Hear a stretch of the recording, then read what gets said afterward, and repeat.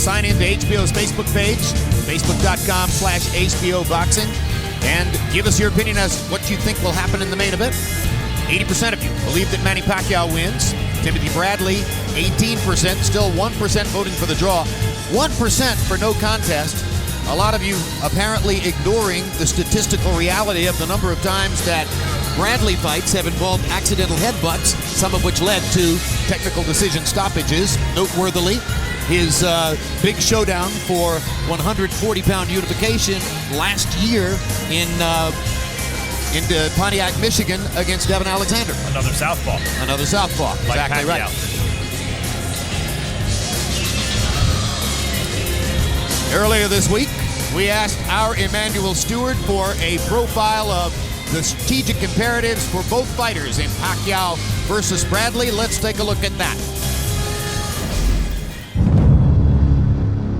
Manny Pacquiao versus Timothy Bradley may look like a mismatch on paper, but I believe that Bradley's style will pose a great deal of technical problems for Pacquiao, and I expect to see 12 hard-fought competitive rounds of action. In recent years, Pacquiao has fought against some naturally bigger fighters who enter the ring weak from having to lose too much weight in their training camps. He has also faced an array of slow fighters. Pacquiao's hands are blindingly fast. Who ended up making Pacquiao look even faster and stronger. This is the brilliance of the Filipino slugger. Timothy Desert Storm. In Bradley, Pacquiao is facing a 28-year-old confident fighter in his prime. Good left hook by Bradley. Bradley will apply intelligent pressure on Pacquiao. Bradley knocks Alexander back into the ropes. Bradley has great work ethic and will be mentally and physically well prepared for this fight. I'm the best. I'm the best. Pacquiao prefers to fight at a distance and likes to move around the ring, looking to unload one of his explosive trademark combinations. And then flurries and backs Margarito off again. Marquez was successful when he took a half a step back and counterpunched Pacquiao. He times Pacquiao perfectly with that shot. Bradley has to put more pressure on Pacquiao than Marquez did, and he has to make Pacquiao fight the full 3 minutes of each round. Hard right hand by Marquez. Pacquiao was knocked back on his heels. Bradley is not just a bully who fights on the inside. It is imperative that Pacquiao throws his punches with authority and focuses on good placement. If he doesn't, Bradley will absorb Pacquiao's punches and fire back effective combinations, much like Marquez did. Bradley has never been dominated in a fight, and only Kendall Holt has been able to hit him with anything of significance. The key to the fight may come down to Pacquiao's own conditioning and his state of mind. Lately, his focus appears to be split in too many directions. If he enters the ring against Bradley anything less than 100%, he could find himself in a lot of trouble. Bradley is at the peak of his career and stronger at 147 than he was at 140 pounds. This has the making of a fight of the year candidate, and I expect the fight to go the full distance. So the wisdom of Emanuel Steward, and on camera here, we want to remind you that Top Rank Promotions, the promoter for tonight's fight, has made a decision that the main event between Pacquiao and Bradley will not begin until the NBA playoff game between the Miami Heat and the Boston Celtics is over in Miami. So rest assured that you have the opportunity to see both, and that the main event for the evening will not begin until the basketball game is over. Meanwhile, Max Kellerman, Emanuel Steward isn't the only one of our experts who believes that Timothy Bradley has an excellent chance and may actually be in position to win the fight. What are your reasons for believing that? Well, I know why Freddie Roach okayed Tim Bradley. He looks and sees that wild way that Bradley sometimes comes in, especially to the body, and starts winging shots, and he's open for straight left hands. And you saw against Kendall Holt what happened there. He hit the deck. Pacquiao's so fast and so explosive. Maybe Freddie Roach thinks rinse and repeat, just keep doing that and everything's fine. What Freddie is overlooking, I think, and surprising to me, is that Tim Bradley has on the inside what Freddie Roach had on the inside that made him so compelling to watch when he was a featherweight contender in the early 80s. Tim Bradley is super competitive. A B+ across the board, skills, speed, etc., but an A+ in terms of determination. And it's been a long time since Manny Pacquiao has been in the ring with a fighter in his prime who could fight and was not trying to lose at all. All right, Emanuel Steward, we spent time yesterday with the new, smiling, sweeter, more peaceful, calmed down Manny Pacquiao. Our conversation with him was fun and entertaining. Did it affect your opinion in any way on his mentality coming into the fight? Well, I would say this. Both guys are great family men at this stage going into the fight. But I think that Manny has always had one of its advantages being the intensity, animalistic type style, the instincts that he had, which has carried him through all of the great fights and has made him our really premier fighter for the last 8 years in the sport. And I think he may have lost a little bit of that. It's good to see him happy and peaceful with his family, but he seems to be a little too peaceful and too relaxed to me. Manny Pacquiao, who first came to these shores 11 years ago, was seemingly wild, reckless, in the ring and out. He's an entirely different personality now. Earlier this week, our Max Kellerman sat down with him. Here you are again, another big fight, Manny. Thank you. You always give praise to God after your fights, but you have a newfound intensity about religion. Where did that come from? I already believed God before, and I always pray. But when I read the Bible, I found my new way of life, and I found the truth and how to obey and follow the commandments of God. Not only for prayer and belief, it's apply it to yourself. And how have you applied it? Apply and do it, and obey and follow His commandments. What commandments were you not following that you're following now? Everything is the sexual immorality and drunkenness, No more drinking, no more philandering. Yes. No more gambling. Yes. How has that affected your business, the gambling? It's helped a lot. I mean, in my personal life, I believe that I have salvation and I have eternal life. But I understand you closed down. You had some ownership stakes in a casino, different businesses, and you divested. You're no longer doing that. Yes, in bar. And nothing to do with drinking either. Yes. Here's Manny Pacquiao. Has a reputation as a bit of a wild kid, is a pool hustler in his spare time. I remember knowing you were a good fighter, but seeing you for the first time and thinking, oh my God, this guy is incredible against Ledwaba, who is a young, prime, rising fighter, very impressive fighter. And you just destroyed him. And I thought, who's this? Pacquiao's even better than I thought. That was the last time that you fought a guy like Timothy Bradley, right? A young, in his prime, skillful, determined fighter. What did you think about Ledwaba before the fight? Oh, I'm watching before. I'm cheering for him, and this guy is good fighter. And I like the way he pounds, the way he blocked the punches. But back then he was on top or getting there, and you were coming up. Now you're on top, and Bradley's coming up. What do you think of Tim Bradley? He's thinking the same way that I'm thinking. I mean, the way I thinking before, I know. That's why in this training camp, we did our best. We did our a lot of sacrifices, and I focus 100%, and I'm very inspired for this training camp because I know what he's thinking, because I've been there before. He's hungry. Yes, he's hungry. How do you beat a young, hungry fighter? Just think like a young also, and then train like a young also. Thanks, Manny. Thank you, sir. Thank you. Good luck. Thank you. The subject fascinates me, Max, because frankly, no more drinking, that sounds good. No more late night carousing, I don't see the problem. No more gambling, no more cockfighting. How is that supposed to hurt him as a fighter? It is religion, it appears, which has thrown boxing media for a loop. What do you make of that? I don't know if it's causal. I don't know if, he's religious now, he won't fight. Well, maybe there is some correlation. Maybe it's some indicator that he's moving on to a new phase of his life. It really sounds like the plot to Easy Money, one of my favorite movies. Rodney Dangerfield has to give up philandering and drinking and gambling in order to get this inheritance. And that's the position Manny Pacquiao finds himself in now.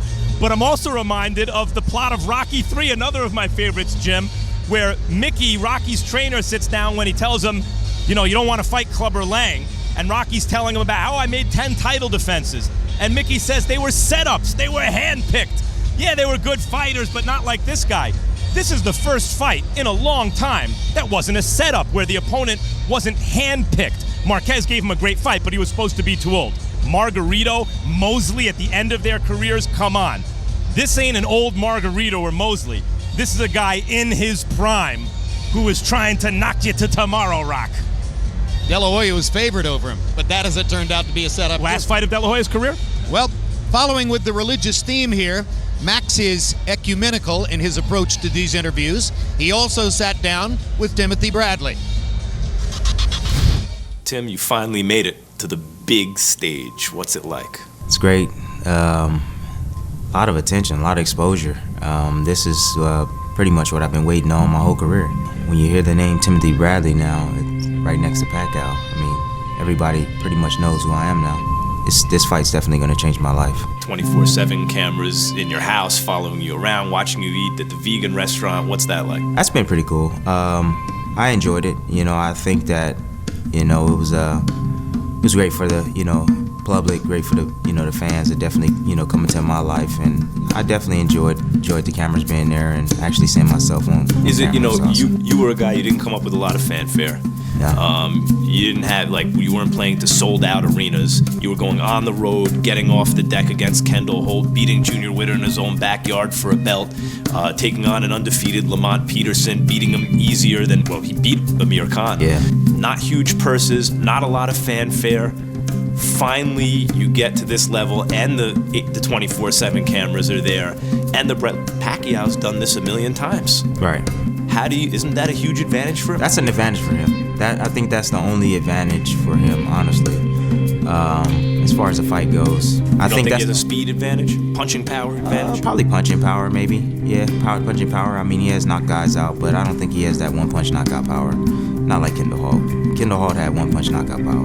Considering what you represent, something that Pacquiao hasn't seen in a long time, undefeated, skillful champion, a guy who with a ton of determination in his prime. Why do they take this fight with you? What do you think they see? I think Freddie Roach, he said in the past that, he sees something that he thinks that, Manny Pacquiao can definitely capitalize on. He feels that I'm the right guy to make Pacquiao look, spectacular. What do you think he sees? I have no idea what he sees. But I thank him for seeing whatever he sees, because it's going to be different in the ring. There's a lot of people that watch me fight, in person, and they see me fight on television. I don't look that damn spectacular. I don't look flashy. But I tell you, man, when they get in the ring with me, it's a whole different story. If, Pacquiao generates so much money, and the sense is, I have the sense, boy, Bradley better win by a wide margin if he wants to get a decision. That said, let's say you hurt him with something at some point in that fight. We've seen guys hurt Pacquiao, they rush in and get knocked out or get hurt themselves. What do you do if you have Pacquiao hurt? It's the 8th, 9th round, it's a really tough fight. You don't want to be overly aggressive. Do you go for it? What do you do? Go for it. Go for it. If you got a guy hurt, you got to go for it. I'm gonna explode. If I get this guy hurt, I'm gonna go for it. At the end of the day, what it boils down to me is definitely giving it everything I have. I'm not just gonna be satisfied with just a victory here. I really want to put everything on the line, and if I hurt this guy, I definitely want to take my chance and try to get him up out of there. You never, arrogant, but you train very hard, you're accomplished, and you have a certain kind of confidence about stuff. You brought out a ticket for the rematch. Yeah. November 10th. How'd you come up with the date? And Pacquiao at the press conference sees that you already have the rematch, meaning you won the first fight. Right.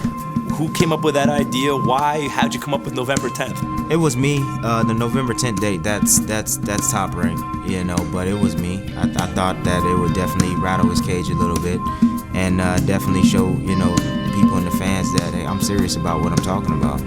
I've been very loud and boisterous and very confident, in all of my statements and all of my interviews. So it's just another one of my, statements. There will be a rematch. Thanks, Tim. Thanks. And as we bring you back to the MGM Grand Garden, we show you that Timothy Bradley arrived nearly an hour ago and has been relaxing in his dressing room ever since then. Meanwhile, Manny Pacquiao is not yet in the arena. One reason for that may be that Pacquiao is an absolutely freakish basketball fan and surely has spent some time watching the Celtics Heat game before he comes over here. And it has just been reported to us that Manny is now in a limousine on his way to the arena, holding a Bible in his hands and humming and singing out loud. Now, Emanuel Steward, I want to put you for a moment in the position of being Tim Bradley's trainer. He has gone the distance in 8 of his last 9 fights. He only has 12 knockouts in 28 fights. I'm one of those who believes that the power deficit isn't just a small power deficit, but a significant power deficit. What do you emphasize to him in a situation like that? Well, first of all, I would say this about Manny. In this fight, Manny Pacquiao definitely is the puncher. He's a stronger puncher. I think he has better hand speed. I also think that he has the better foot speed. And what's also dangerous about Manny is when you exchange it with him, he has such great coordination that you'll be in the exchange and he'll score a knockdown, much like he did Marquez. So it's very dangerous to still exchange with him. Now, Bradley, I would give like a B in most of those areas, but it's the inner strength of him that really neutralizes the other areas where he's not that dominant in. His strength inside, physically and mentally, is so strong, and I think at this stage that I'm concerned about the spiritual energy and the mental energy and the focus of Manny Pacquiao right now. And if Bradley's not going to exchange with him, how does he mount an offense? I think he just has to put a lot of pressure on Manny, but still be prepared to counterpunch and keep Manny off balance and attack after Manny has punched and got out of position. All right, now to begin the evening's pageantry. Well, ladies and gentlemen, at this time, on behalf of Bob Arum's Top Rank Boxing, MP Promotions, HBO Pay-Per-View, and the Nevada State Athletic Commission, we would like to send our best wishes to one of boxing's great champions who suffered a severe traffic accident this week. So our best wishes to two-time world champion Paul Williams. And also, just a few days ago, ladies and gentlemen, the world of boxing lost 2 of our finest. Mort Charnick, for almost 4 decades, was a contributor to Sports Illustrated, a journalist, and the boxing and sports coordinator for CBS Sports and Television. He just passed away. And one of the great names of boxing and one of the most entertaining and charismatic fighters ever to step into the ring over the past 15 years passed away at the age of 45. Johnny Mi Vida Loca Tapia. He's a fighter who suffered a tragic childhood but overcame that tragedy to step into a boxing ring, win 45 professional fights, and 3 times become a world champion. At this time, ladies and gentlemen, we would like everyone to please remain silent as we toll a farewell and memorial count of 10 for Mort Charnick and our great Johnny Tapia.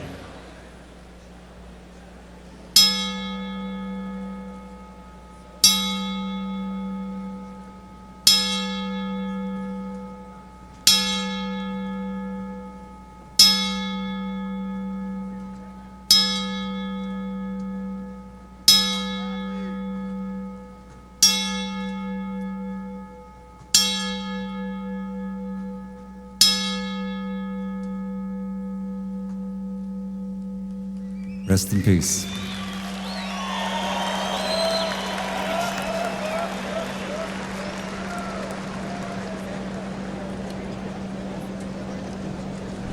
All right, so the basketball game, I'm told, has now finished, and we are ready to prepare to move forward toward the main event. However, there are new delays now because apparently both fighters were in expectation that Arce Rojas was going to go on for a while. Neither fighter is as ready to enter the ring. Well, now I'm told that Tim Bradley is ready to enter the ring.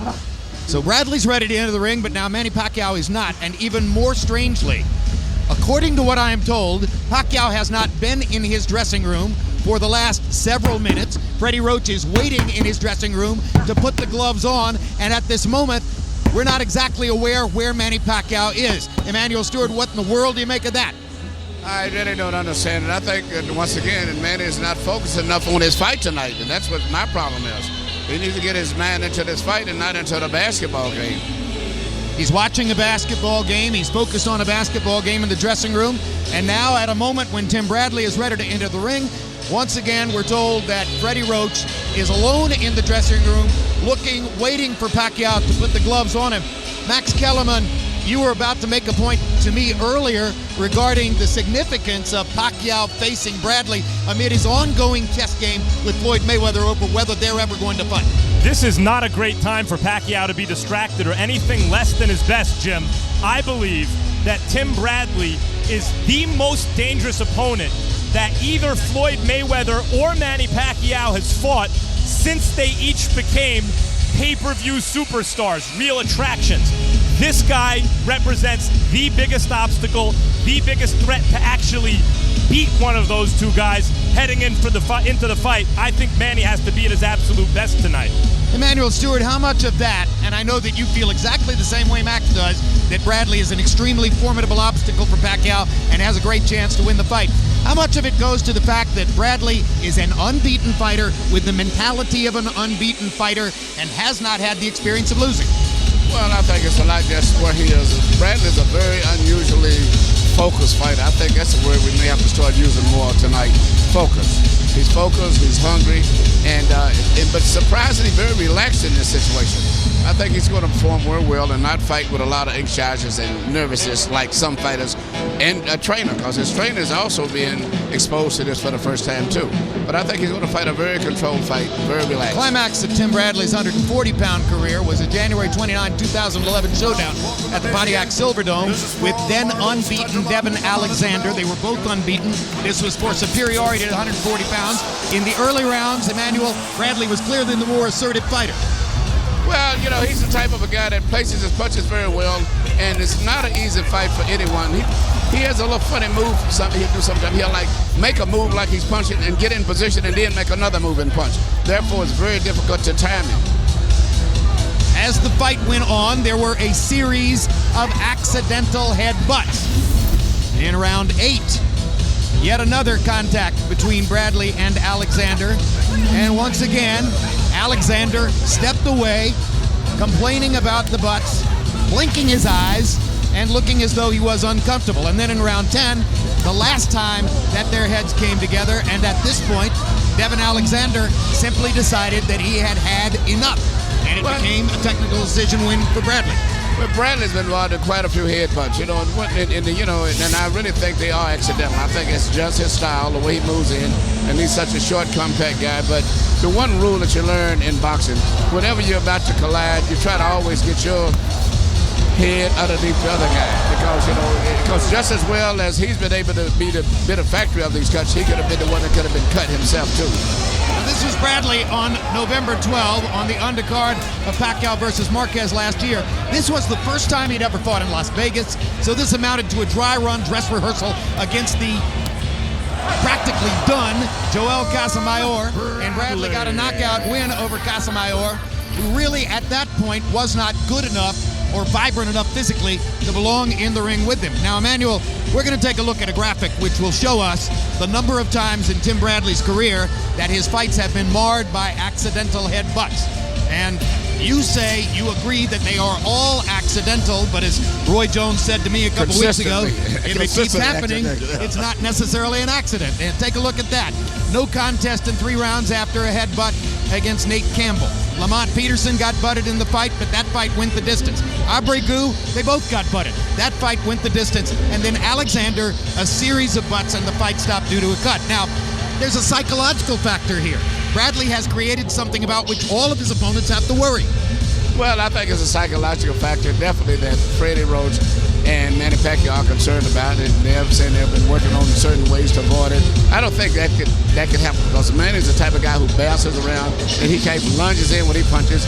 And Bradley's also said that he's concentrating on trying to not let his head get in front, which I think is a bad habit, because he may get off thinking about that and then change his style too much. I think they should let it flow and see what happens. Well, we told you about the bizarre circumstance of Manny Pacquiao being missing from his dressing room for several minutes at this moment. Let's go to Max Kellerman with Freddie Roach. Freddie, where's Manny right now? Manny's down at the Studio 5 on his treadmill stretching his calves.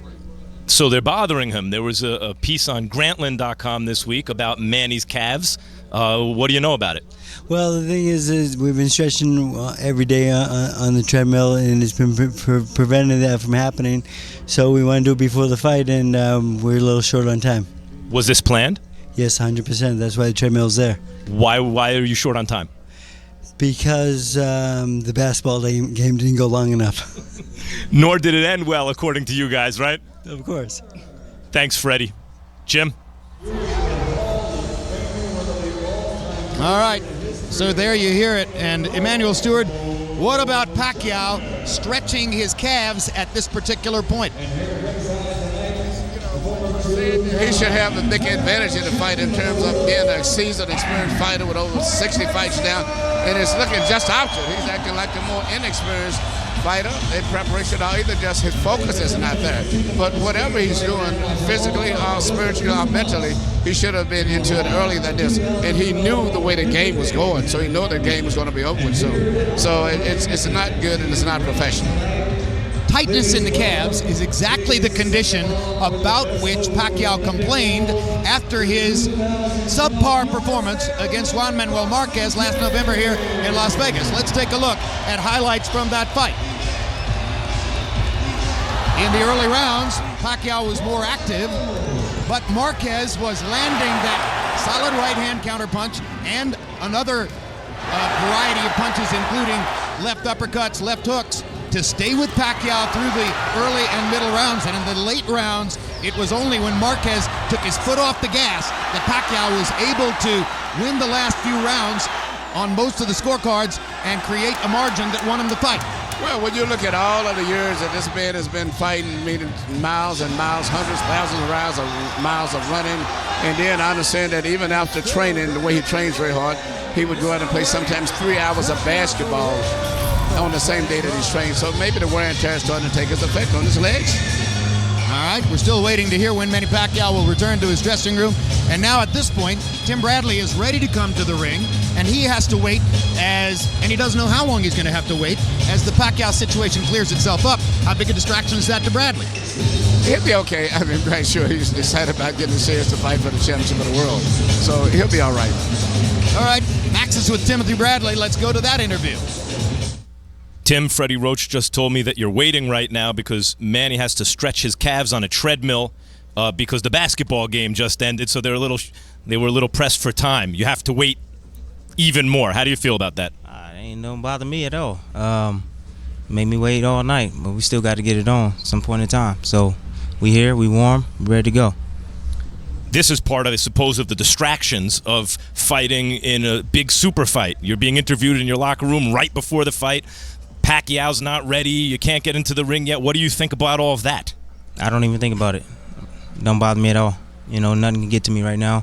I'm focused. You know, when they say, hey, time to go, it's time to go. So I'm here. I'm waiting patiently. Really quickly, what is on your mind right now? What are your actual thoughts? We saw you in a little prayer group with your team just now. What are you thinking about? Just doing what we destined out to do. You know what I mean? This is all God's plan, and we definitely finna shock the world tonight. Thanks, champ. Jim? All right, so Tim Bradley says, no problem, I'm fine. Is there any such thing as having the gloves on too long? Yeah, you can. And sometimes you can work out too long. I had one fighter who worked out so intensely in the dressing room that after the third round of the fight, he was totally exhausted. He worked out too much. And normally, like in the dressing room when I'm training with Latimer and Crisco, we'll put on everything timed in a timely manner. Maybe the hand wrappers will complete about maybe 40 minutes at the most before the fighter schedule, walkout time at least.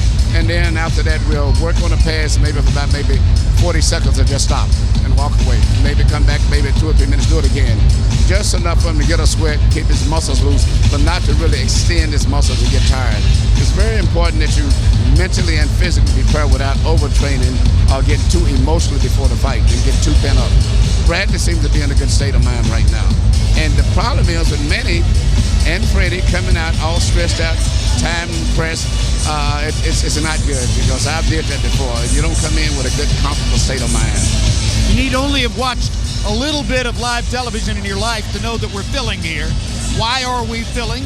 We're filling because, number one, the condition was established that the main event wasn't going to start until the professional basketball playoff game was over. Number 2, there was a shockingly quick end to the Arce versus Rojas fight because of the strange incident that took place at the very beginning of the second round. And number 3, Manny Pacquiao has disappeared from his dressing room to go and try to stretch his calf muscles on a treadmill. All of these are unusual circumstances prior to a major pay-per-view fight like this. Now, we told you about Timothy Bradley's penchant for accidental headbutts, and we showed you the history of that in graphic. The fascinating corollary is that Manny Pacquiao has been butted a few times and has been cut and bloodied, and sometimes it has definitely bothered him. Now, here's a look against Agapito Sanchez in San Francisco very early in Pacquiao's American tour of duty. This may have only been his second fight in the United States after the victory over Ledwaba, and he had absolutely the dickens of a time with Sanchez because of accidental headbutts, among other fouls. Now here, his only loss on American soil in 2005 against Eric Morales. In the middle stages of the fight, an accidental headbutt brought blood from the brow of Manny Pacquiao. It streamed down his face for the rest of the fight. And Emanuel Steward, there's absolutely no question in my mind that was a big factor in the loss. That was a big factor in the loss because Manny really doesn't have feeling and seeing his own blood that well. It takes time for him to adjust after that. And that's because a lot of his style, the way he's fighting from the southpaw position, the right side of his face is what is the closest to his opponent, and he has a tendency to bounce in when he punches. He doesn't move in smoothly. He takes a big step, particularly when he's throwing that powerful, hard, straight left hand of his. This one was against a lesser opponent, Jorge Solis in Texas, and Pacquiao was able, shortly after the headbutt, to take Solis out. But this one took place last fall in the 10th round of his fight with Juan Manuel Marquez. And so the bottom line is that after repeated butts which have brought blood, there's considerable scar tissue around and particularly above Manny Pacquiao's eyes.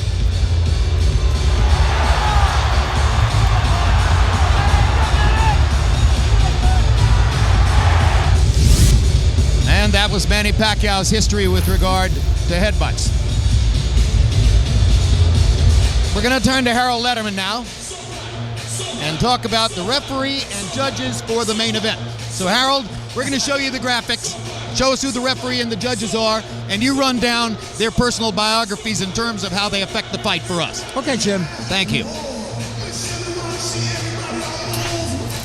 Well, Jim, Robert Byrd is a very, very experienced referee. I mean, he's as good as you can get in Nevada. You know, you see a list of the fights that he's worked. I have no problem whatsoever with Robert Byrd. Harold, this is the biggest assignment of his career, and quite an honor for him tonight.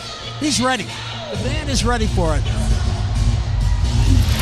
Now, Dwayne Ford, he's the dean of boxing judges. He teaches all the courses that boxing judges take in Nevada and among the sanctioning bodies. So you can't get a better recommendation. I don't think we could get a better judge anywhere. Dwayne Ford is solid.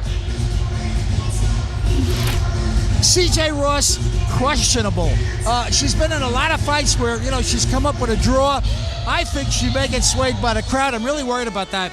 You know, it's a Pacquiao crowd. If the fight goes 12, I think the crowd could influence the judges, and I'm worried about moving C.J. Ross, you know, a relatively mediocre judge, into a high-profile fight like this. This is the scary one.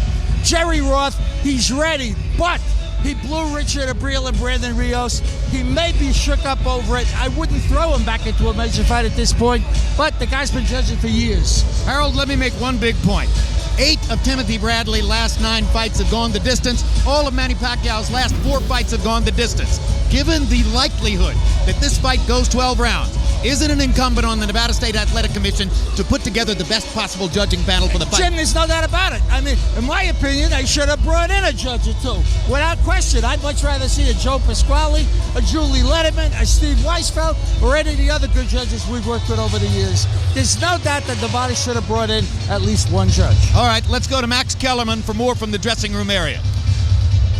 According to Alex Ariza, the strength and conditioning coach, of course, for Manny Pacquiao, another 4 minutes before he's going to come down to get gloved. He's already wrapped.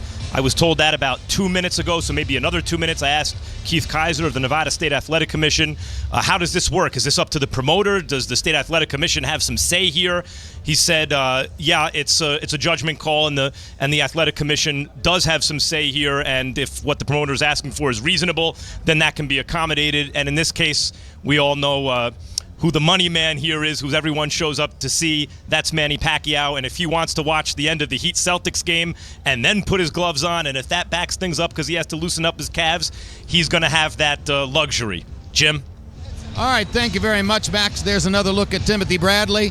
He's the one who is ready and in command of all of his circumstances at this point, and he is waiting for Manny Pacquiao. And Emanuel, Max mentioned Alex Ariza, the physical trainer for Manny Pacquiao, and we've seen Ariza and his work with Amir Khan and Pacquiao and several of Freddie Roach's fighters over the years. Ariza was a controversy himself coming into the fight, at one point leaving the Philippines, and he infuriated Freddie Roach. Freddie Roach only a few days ago agreed to allow Ariza back on the team. Now, tell us about Freddie's bio as a trainer and what he's done for Pacquiao's career. That's interesting because Ariza has been just as much publicity in recent years almost as Freddie. Well, Freddie Roach is one of the few trainers who really has paid his dues. First of all, he was a good amateur boxer himself. The first time I met him was in 1975 in a national tournament where Ray Leonard and a lot of the talent and Aaron Pryor was at, and he was fighting at 106 pounds.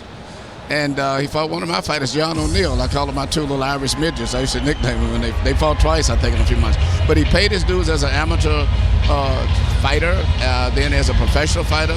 Even though he didn't become a world champion, he fought a lot of great classical fights on the club level. And then he worked his apprenticeship with one of the greatest trainers of all time, Eddie Futch. And then from that, he went into training his own fighters. So he has paid his dues all the way from a boxer all the way up to being a trainer, and works extremely hard too, and enjoys what he's doing also. So he's thoroughly qualified to be a top trainer. And on the other hand, the trainer that we have, Joe Diaz, comes from a boxing family. The Diaz family is from Indio, California, who I've known for years. Lots of good fighters come out of there. He was a former lightweight contender. And he's trained Bradley ever since he turned professional. I remember when Timothy at the end of '84, I think, she was always quietly with him, never got any recognition, but this is a big fight for him, and seemingly he is just as cool and relaxed and calm as if he was a veteran trainer. And let's go to Max Kellerman with Joel Diaz right now. Joel, how do you feel about the fact that Manny Pacquiao is being accommodated right now, being given extra time to loosen up his calves? That's okay. Doesn't bother us, like you heard Tim. We're here. I mean, we waited longer. I mean, we waited. We went to 2.5 months of training camp. So I mean, a little more waiting doesn't hurt us, and it's not gonna distract us. We're ready. Whenever he's ready, we're ready. Tim is pacing back and forth like a caged tiger, like he's ready to pounce. What are you trying to keep him loose? What are you doing here for him? No, he's loose already. He's loose, and mentally he's calm. He's just, we were ready for stuff like this, so it doesn't bother us. If he wants to wait 2 hours, 3 hours, we'll be waiting for him. So whenever he's ready. Thanks, Joel. Jim? All right, one more question about Freddie Roach. He is regarded, along with you, as being one of the top 2 hired gun trainers in the sport. And what is meant by that is that quite often you are taking over the careers of fighters who are already in mid-career. And by the way, I need to interrupt this question to tell you that Manny Pacquiao is arriving back in his dressing room, and this is a live look right now. Pacquiao walking down the hall with officials and others as he comes back toward the dressing room, and at this point we assume he'll be ready to put on the gloves and come into the ring and fight. So that one particular interlude is over with. Who knows what will happen next?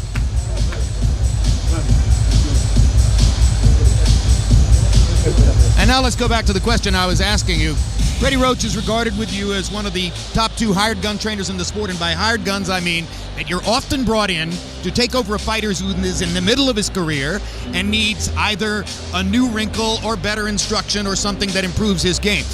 The essence of that, it seems to me, is that you have to work with whatever existing style the fighter already has. Is that true? That's true, and I think, but of all the fighters trainers worked with, this is his signature fighter.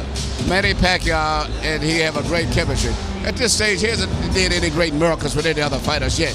But Manny's his signature fighter. He changed Manny from being basically a straight left-hand power puncher to being a balanced-out fighter, the right hook, the movements and whatnot. It's just a great chemistry that has worked. And Freddie works all the time, as I said, almost 24/7. I couldn't go to a gym at 7:30 in the morning and leave out at 7:30 at night. I would lose my creativity, but Freddie does that. All right, we're told that Robert Byrd is getting referees' instructions to Manny Pacquiao right now in Pacquiao's dressing room, and there's a look, and let's join it. It's okay with me, but you have a responsibility to me to show me that you are willing and capable of taking care of yourself. If you can do that, I'll let you fight. If you can't do that, I'm gonna take care of you, okay? When the bell sounds, the round is over, so no hitting after the bell, all right?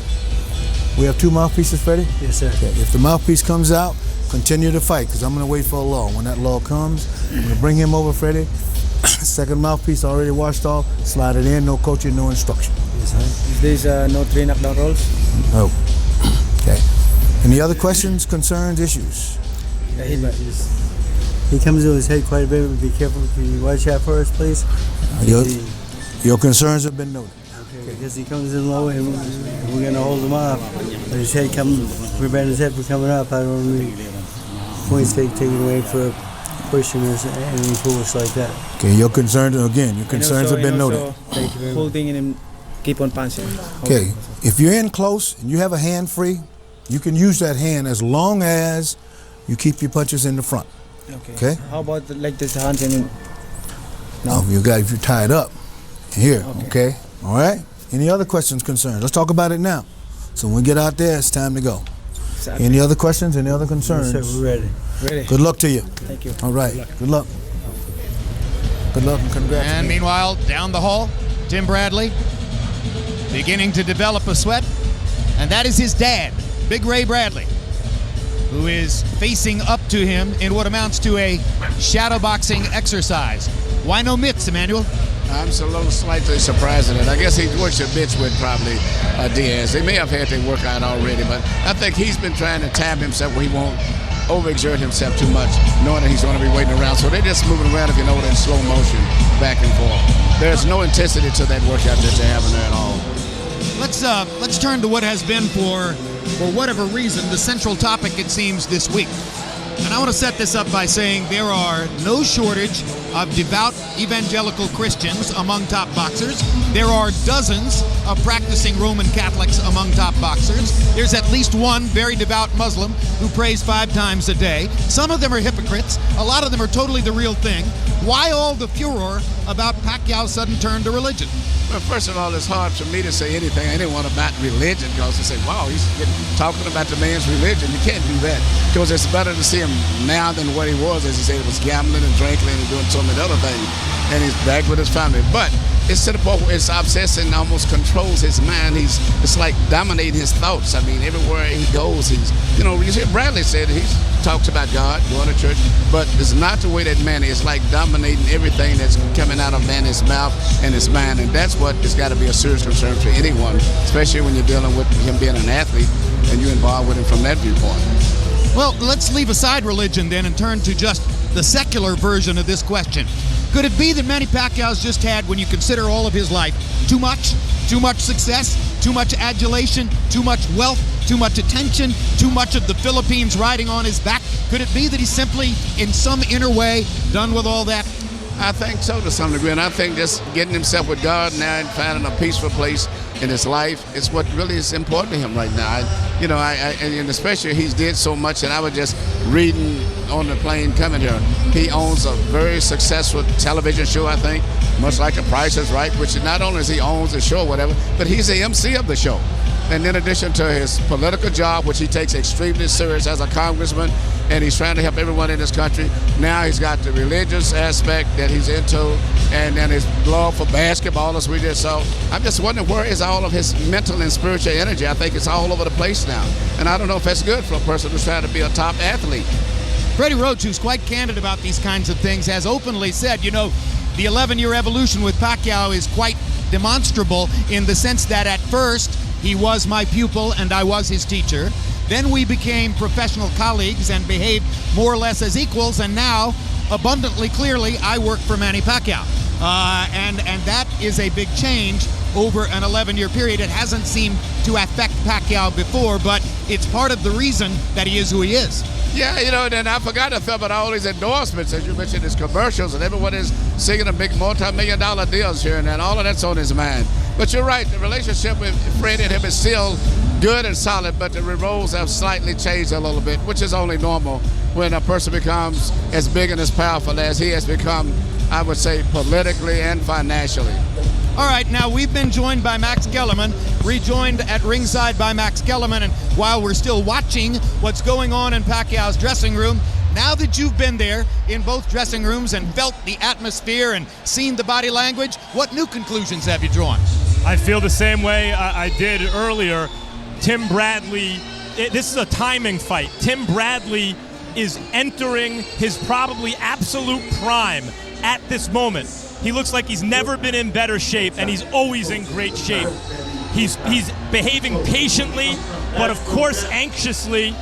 He says he's waited this long, what's another, and Joel Diaz, what's another few minutes? But he is pacing like a caged tiger, as I mentioned, and clearly ready for this moment, in my view, Jim. As we continue to discuss body language, Max, let's take a look at what happened at yesterday's weigh-in. So we'll cut away from the live here just for a moment and give you a taped look at what happened at the weigh-in. Again, there were more than 5,000 people in the arena. Filipino fans waited more than 6 hours to get in. Bradley was shredded. What an amazing body. That should certainly draw some to the notion that being a vegan can make you exceptionally strong. Pacquiao looked pretty good, but that body is not as ripped as Tim Bradley's was. Nor is it as ripped as his usually is. They stare down here, and you see Pacquiao's trying to return the stare. Bradley's mean-mugging him, and Pacquiao smiles. Now, maybe I'm reading too much into it, Jim, and maybe it's because Pacquiao's been there a million times and Bradley never has, but Pacquiao broke the tension with a smile. Bradley retained his scowl. And here you see a graphic, weights at the weigh-in for recent Manny Pacquiao fights, his highest weight ever. Yesterday, 147 pounds for Bradley. Consider that when he fought Antonio Margarito at 154 pounds, he weighed in 9.5 pounds under the limit at 144.5. Even still under the limit at 145 3/4 when he was fighting Joshua Clottey. Do you make anything, Emanuel, of the fact that he is he just filling out more into a welterweight body, or does this mean underconditioned? I think he's filling out into a welterweight's body now. And probably, I even know he may not be training with the intensity that he has in the past. If his training intensity equals what we're seeing here in his preparation to go into the fight, it doesn't look that good. Now, you see this, Emanuel, the two gloves being put on by two different parties. He's getting double gloved, in effect. Both gloves going on at the same time, two separate people doing it. Well, that's because of the uncommon? time. That's because, no, it's uncommon, but they have a time problem right here. They're fighting against the clock, and after they get through with the hand wrapping, you notice that someone from the boxing commissioner does those little fancy initials and marks. That's to make sure that no one can alter or change those hand wraps at all. If they do that, the handwriting and stuff will be off. So that's where to make sure. Freddie Roach has told our Freddie Roach has told our engineers in the dressing room that as soon as Pacquiao's gloves are fully wrapped, he will be ready to go. And obviously, they're getting very close to that right now. Which means he won't have any warm-up time or punching on the pads, which is the normal tradition. Which means he might come to the ring dry, which is yet another unusual circumstance, Max. And as Larry Merchant is wont to say, Jim, the theater of the unexpected. You can call a million fights, watch a billion. You'll see something new every time. Jinky Pacquiao, Manny's wife, whom you see behind Boo Boy Fernandez there in the shot, was not in Pacquiao's dressing room at this moment prior to his fight with Juan Manuel Marquez.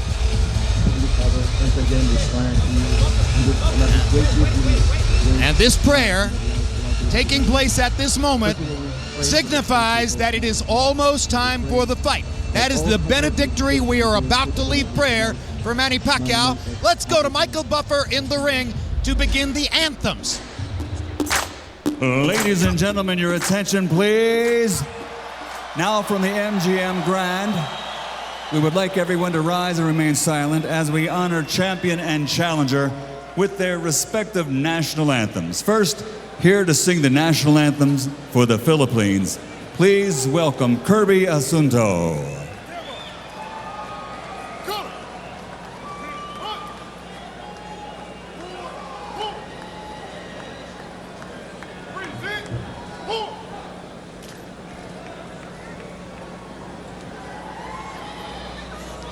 Bayang magiliw, perlas ng silanganan, alab ng puso, sa dibdib mo'y buhay.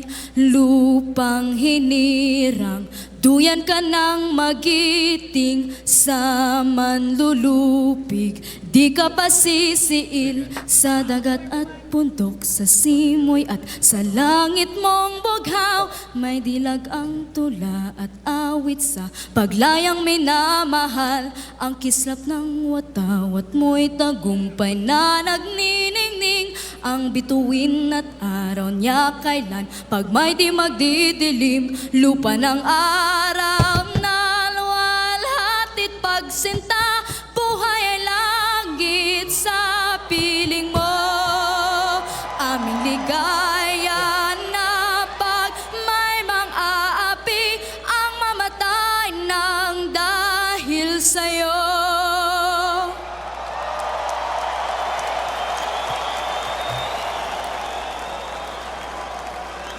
And now, ladies and gentlemen, behind me we have the color guard, our heroes from the Nellis Air Force Base, right here outside of Nevada. And with dedication to all the men and women now serving the armed forces in harm's way, we dedicate the national anthem to them. And here, from season 11 of American Idol, soon joining her top 10 finalists on the Summer's AI Live National Tour, here to sing the national anthem, ladies and gentlemen, please welcome Jessica Sanchez.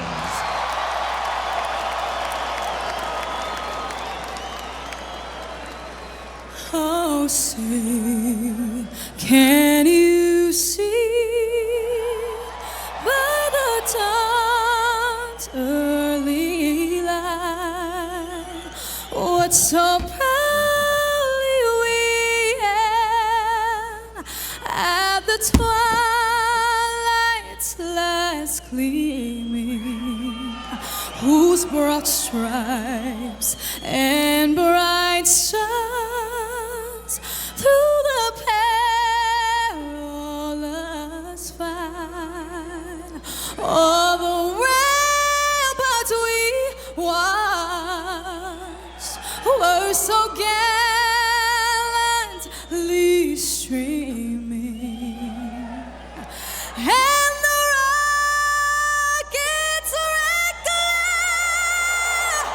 the bombs bursting in air, gave proof to the night that our flag was still there. Oh, say does that star-spangled banner yet wave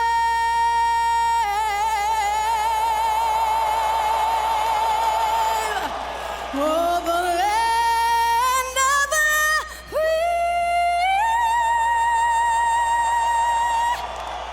and the home of the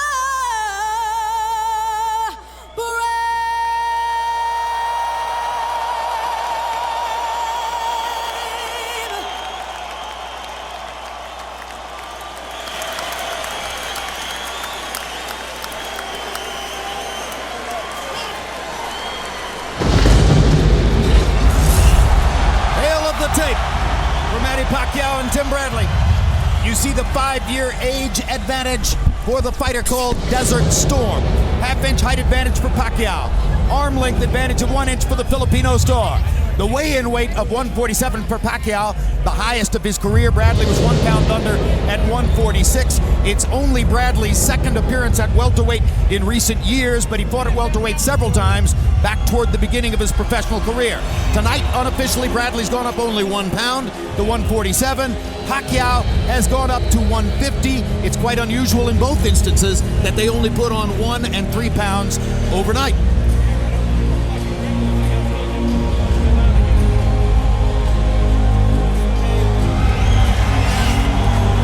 First to the ring, Timothy Bradley.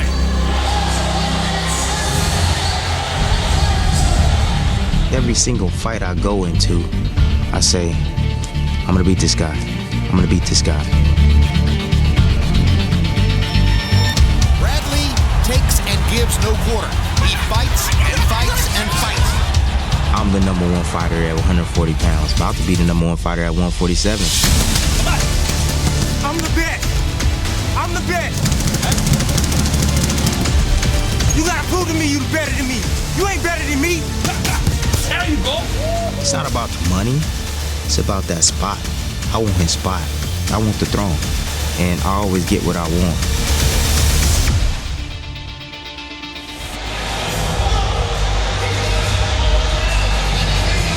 Timothy Bradley, unbeaten, only 12 knockouts in his 28 wins. If there's a significant deficit, it would be the punching power. But it's the strength of his mind that those who support him are pointing to in anticipation of a big performance tonight. Let's take a look at Bradley's last 2 fights. His unification showdown a year and a half ago in Pontiac, Michigan against Devin Alexander. He just appeared that night more willing and more ready to fight than the opponent. Bradley is just such a strong, determined guy and very difficult to time in terms of his attack. Very smart, very misleading. Devin Alexander is more talented than Tim Bradley. But Tim Bradley wants it more, wanted it more that night than Devin Alexander. And those picking Bradley, and there are plenty of them in the press, believe that he wants it more than Pacquiao tonight. Now Bradley, before fighting Joel Casamayor on the undercard of Pacquiao Marquez last fall, had never had a fight in Las Vegas. So this was important as a dry run, a rehearsal on a pay-per-view card, an appearance in the MGM Grand Garden ring, and he has a 1-0 record in Vegas coming into the bout. Casamayor wasn't really a viable opponent, so Emanuel, he hasn't been facing live ammunition for 18 months. No, and even before that, you know, he hasn't been in with this type of a fight that he's going to be in, but I think he'll be very prepared for it. One of those very unique individuals. I always refer to him as the mindset of a marvelous Marvin Hagler. Chip on his shoulder, very well protected, got that destructive, destroyer type mindset, but I think it will work very well for him tonight. Some fighters, when they enter the ring, wonder, did they do enough? Are they prepared? Tim Bradley never has to enter the ring wondering, did he do enough? He always does as much as he possibly can. They have built a new structure which dramatizes the hallway from the dressing area into the ring. The view that Bradley is looking at is a new one now in this arena. And frankly, there's no other entrance in boxing quite like this. If he wondered what the atmosphere of a big fight was going to be, he's about to feel it very graphically in the next several seconds.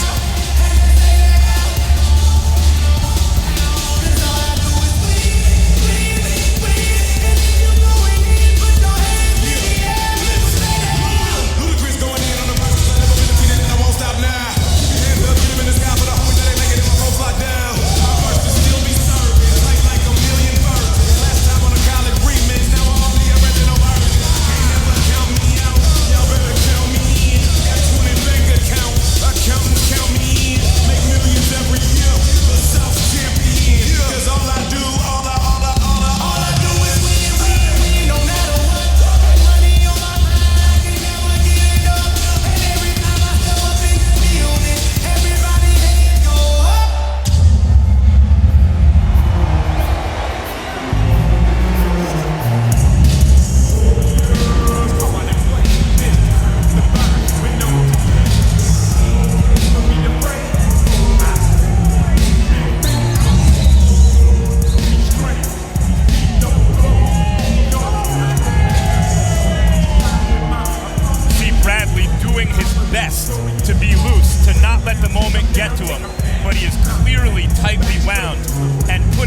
effort into this, it looks like to me, Jim.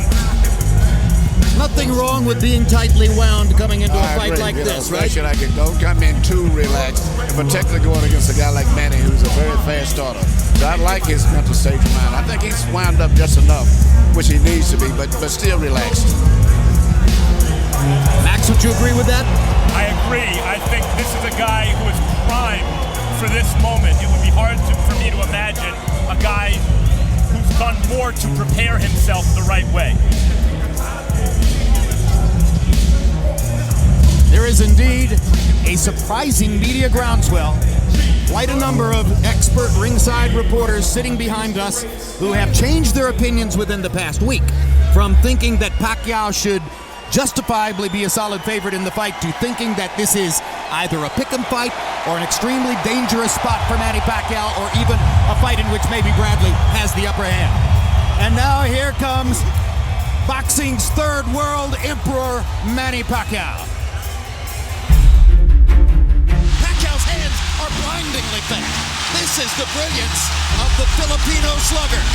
We thought Manny Pacquiao was great. He's better than we thought. When I go into the ring, I have to perform and to make people happy.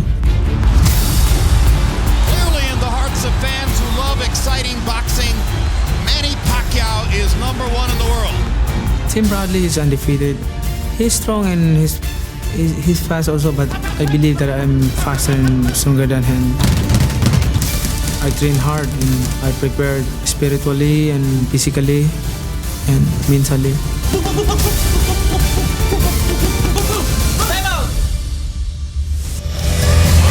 And incidentally, among all the many things Manny Pacquiao has accomplished in his career, one other noteworthy element we haven't discussed, but which you've looked at many times tonight. When first he came to the United States 11 years ago, he didn't speak a word of English. He's did an amazing job of developing his whole personality. Been very warm with people with his natural, personality.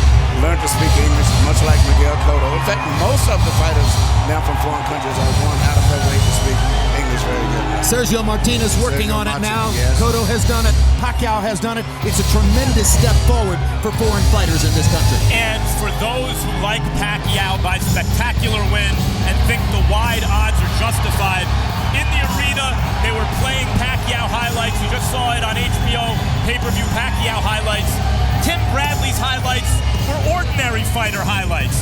Pacquiao's highlights are superstar highlights, extraordinary highlights, once in a generation highlights.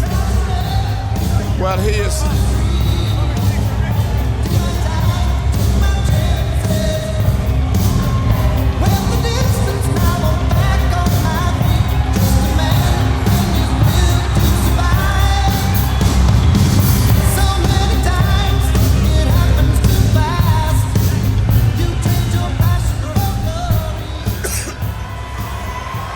Let's go to Michael Buffer for the official introductions. Ladies and gentlemen, from the MGM Grand of Las Vegas, Nevada, USA, Bob Arum's Top Rank Boxing and MP Promotions are proud to present the main event of the evening. 12 rounds of boxing for the WBO Welterweight Championship of the World. Sponsored by AT&T, Rethink Possible, Tecate con Carácter, and Smart Communications of the Philippines. Sanctioned by the Nevada State Athletic Commission, Chairman Francisco Aguilar, Executive Director Keith Kaiser, and the World Boxing Organization President Francisco Paco Barcarcel. At ringside, the three judges scoring will be Dwayne Ford, CJ Ross, and Jerry Roth, and inside the ring, in charge of the action at the bell, referee Robert Bird. And now, the officials are ready, the fighters are ready. For the thousands in attendance, and courtesy of HBO Pay-Per-View, the millions watching around the world, ladies and gentlemen, let's get ready to rumble!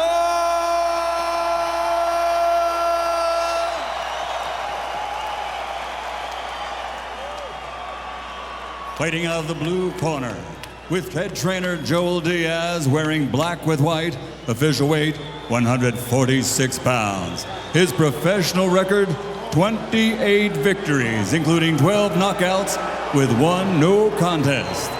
He is the fighting pride of Palm Springs, California, the challenger, the current undefeated light welterweight champion of the world, Timothy Desert Storm Bradley.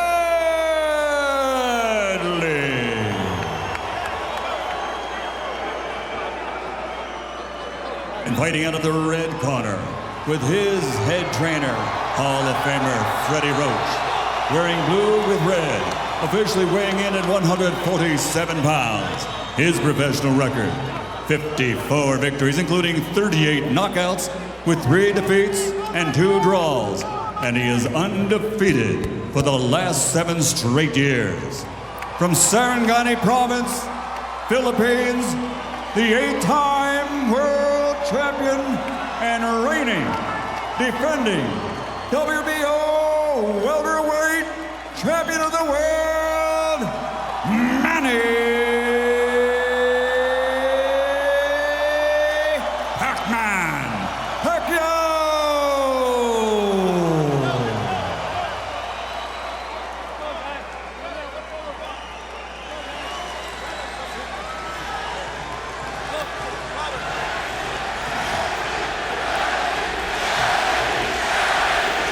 Gentlemen, you had your instructions in the dressing room. And I'll remind you of now, and this is very important, when I tell you stop, what that means is stop whatever you're doing, give me a clean break. Protect yourself at all times, obey my commands all the time. Both of you gentlemen are world-class, championship caliber professionals. I expect you to act that way. Mr. Pacquiao, Mr. Bradley, let's do this. No. All right. One night, this incredible ride that Pacquiao's taken us all on, this devastating unbeaten streak in the heavier weight classes will come to an end. Can Tim Bradley make tonight that night? Robert Byrd signals the official time. Keeper the bell sounds. Round 1 begins. All eyes on Pacquiao to see if he's ready for the fight or if he has been diminished by his personal transformation, as so many seem to be thinking is the case. Body shot for Pacquiao.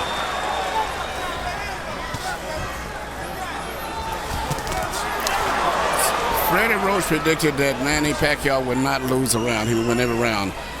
I think it was a bad prediction then. I think it's even worse now as I look at it, because Bradley is making Manny punch and try to get him off balance after Manny throws his left hand and trying to counterpunch. It's a very tough competitive fight at this stage. Emanuel, don't you think that Freddie's dialogue about winning every round is a way of urging his fighter to be ahead on the scorecards if, in fact, an accidental butt happens and they have to stop the fight? No, I think Freddie really believes that. He said that he would dominate Marquez the last fight very easily. Oh, that's true. He predicted he would knock Marquez really down 6 times, and that was a faulty prediction as well. Pacquiao, of course, not only has the hand speed, but devastating punching power that can equalize just about anything Bradley can do at any moment. And, you know, he still, to me, is amazing. I have so much respect for him. He's really carried this sport to me for the last 8 years. He's been a dominant fighter that kept boxing in the headlines and never has dodged anyone. Has never even taken a retirement, a break off. He's fought everyone from 22 to 54. And he's losing this round, the first of the fight. What makes you say that, Max? The times that I've seen a fighter clipped, it was Manny, except for one punch to the body that I thought Manny landed fairly cleanly. What? Minute 15 still to go in the round. Bradley's guard was up. This is once again conventional fighter against the southpaw, so look at the straight left hand down the pipe by Pacquiao and the straight right hand down the pipe by Bradley.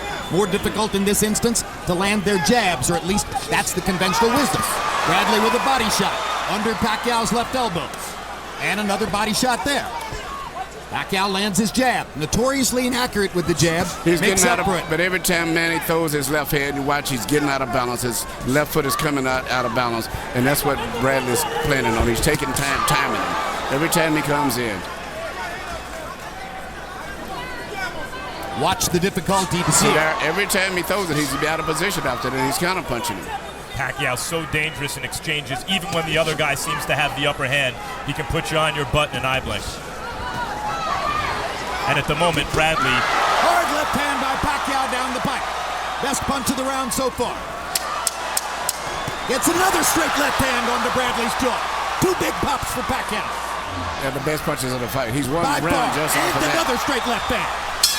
I told you to watch for the straight left hand. He landed 3 booms in the last 30 seconds. And he won that round. And won the round. Yeah. Come on, short. You can do this. You can do this all night. You win the fight. Throw him out. Okay? Every time he takes a step forward, you slide back. He's falling short every time. You're blocking the left. Really good. Okay? When he gets a little aggressive, all you have to do is get your angles, champ. Get your fucking angles. You got it? Hey, good job, Tim. Go to that body too, okay? Go to that body over. Every time. We need speed. We don't need the lot of power. Left hand, you can make it hard from He's young. Pagbitaw mo baga, Brad. Pagbitaw mo ng straight. Short lang. Well, do it for short straight. Labas. Wow. Then move back. Ang bagal ng kalaban. Ang bagal He's slow. He's slow. You ever see Manny land a straight left hand? Bradley didn't get back far enough. He was pulling out of range. Here he comes again, the same almost identical punch, the same way. That was the punch that launched Manny Pacquiao's brilliant career, the straight left hand, and it bailed him out in a round that it appeared he was not winning. He landed 3 of them in the last 30 seconds. CompuBox numbers in round 1. Pacquiao 11 of 42, Bradley 10 of 78. Interesting that Bradley threw 36 more punches than Pacquiao in the first round by CompuBox count. I'm not sure those punches won the round for Pacquiao. They may have. Another hard left hand by Pacquiao. And Bradley has been open for straight lefts. That's his Achilles heel. And that's maybe Pacquiao's best punch. There it is again. Body shots by Bradley. Pacquiao blocks the upstairs stuff. Bradley goes back downstairs and hammers to the ribcage. But there over and over. And you're seeing the metal that got Bradley to this point. When he gets hit and hurt, he comes back. Crowd didn't like the fact that Bradley had his left arm clamped over Pacquiao's right arm, and Robert Byrd didn't break them. I was really surprised that Byrd didn't catch it, and he held on to his head a long time. Indeed. Bradley was holding and hitting. There's another good left hand by Pacquiao. This time he swept it to get it around Bradley's guard. Bradley did a little better job of that time of getting his glove in the way, but he better do a better job than that as this fight goes on.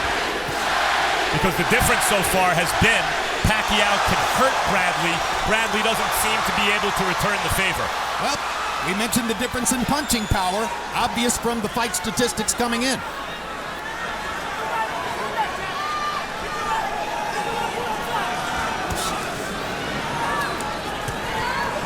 Pacquiao's been landing in straight left. I haven't seen Bradley try to retaliate with straight right. There it is. And he lands one as he drives Pacquiao against the ropes.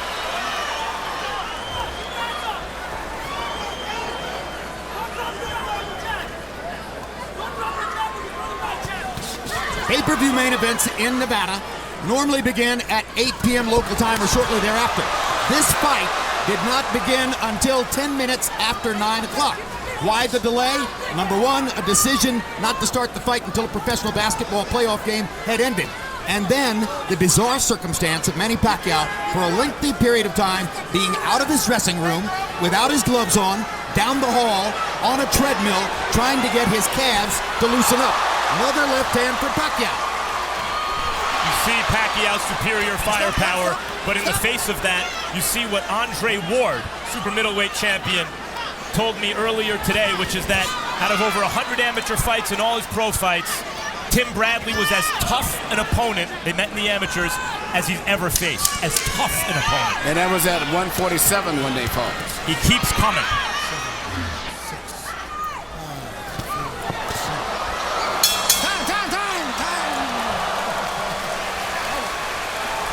One of the celebrities at ringside tonight, Reggie Bush, Miami Dolphins running back. You'll be watching him on Hard Knocks when it returns toward the end of the summer on HBO, and Reggie's Dolphins are the subject. 5 weeks, beginning August 7, Hard Knocks. Okay, Brad. Everybody around Reggie Take it easy. happy that they got to be on TV. Alam mo yung straight ka, idili mo ng konti, ibabagal mo konti. Take it easy. Not too much. He knows you're going to go for the straight. Time it up. Time it up. In and out. 1, 2, out, bang. Main as he comes. In and out. 1, 2. He's going to follow you wherever you go. 1, 2, tulak ng konti, atras ng konti. CompuBox numbers in the second round. Pacquiao only threw 37 punches, but landed half of them, 18. Bradley, 15 of 72. Pacquiao, 12 of 19 power shots. Bradley still has not demonstrated that he can stop Manny Pacquiao's straight left hand. Straight right hand by Bradley landed to the body. Pacquiao nods and smiles at it. I already get the sense that Pacquiao's going to have to separate Bradley from his senses to stop him from coming, and maybe he'll do it. But Bradley keeps coming, Jim. Crowd is heavily favoring Manny Pacquiao. The chant you hear is Manny, Manny, Manny. There aren't enough Bradley fans here to mount a Bradley, Bradley, Bradley that would compete with that. Straight left hand lands for Pacquiao again. This time below the chin. Good left for Tim Bradley. Bradley and Lamb, he don't have the power. Manny has much more power, but the main thing is Bradley's got to find a way to neutralize that one punch. That's all, mainly the left hand. That's right, because Pacquiao isn't getting much done. Not much. With the jab or his hook. The straight left hand has been everything for him. Everything, and he's really focusing on landing that. But he has enough power that he can catch up ahead of anything that he's behind on simply by that one punch. Plus, end the fight. And Bradley said he was concentrating on taking the left hand away from Pacquiao. And he hasn't done it. That was another straight left hand on the chin. Well, Manny is, you can almost predict in the head position of Bradley now. He's shooting the punches right where he thinks Bradley's going to move his head at, which is bending slightly to his right. He's to trying. Bradley's right. Bradley's trying to neutralize it, but as many Pacquiao opponents find, there's really no way to prepare for his suddenness and his speed. And as he ages, his timing. He's added timing to the arsenal. Stop, I got you. Stop. Because he just doesn't throw as many punches as he used to. So he's not quite as dynamic. Body shot by Bradley and a good one. If Bradley can survive these early and middle rounds, he'd be wise to put in that work to the body now so he can test Pacquiao's conditioning late in the fight if he gets there. Bradley has never been able to land too much of a solid blow. I mean, he throws punches back, they're return punches, but they're not landing with their factors, except for a few right hands to the body, the way that man his punches there. See there, the little fast punches, but no power. Pacquiao's punches move Bradley. That's a difference. That's the difference. It is so far.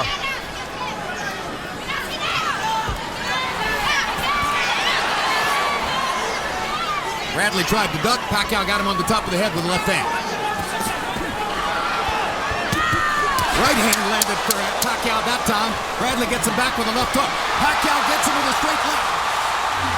And the way Bradley put his tongue out and mugged, you know that Pacquiao is bothering him with a straight left hand. But there Bradley is throwing back at the end of the round.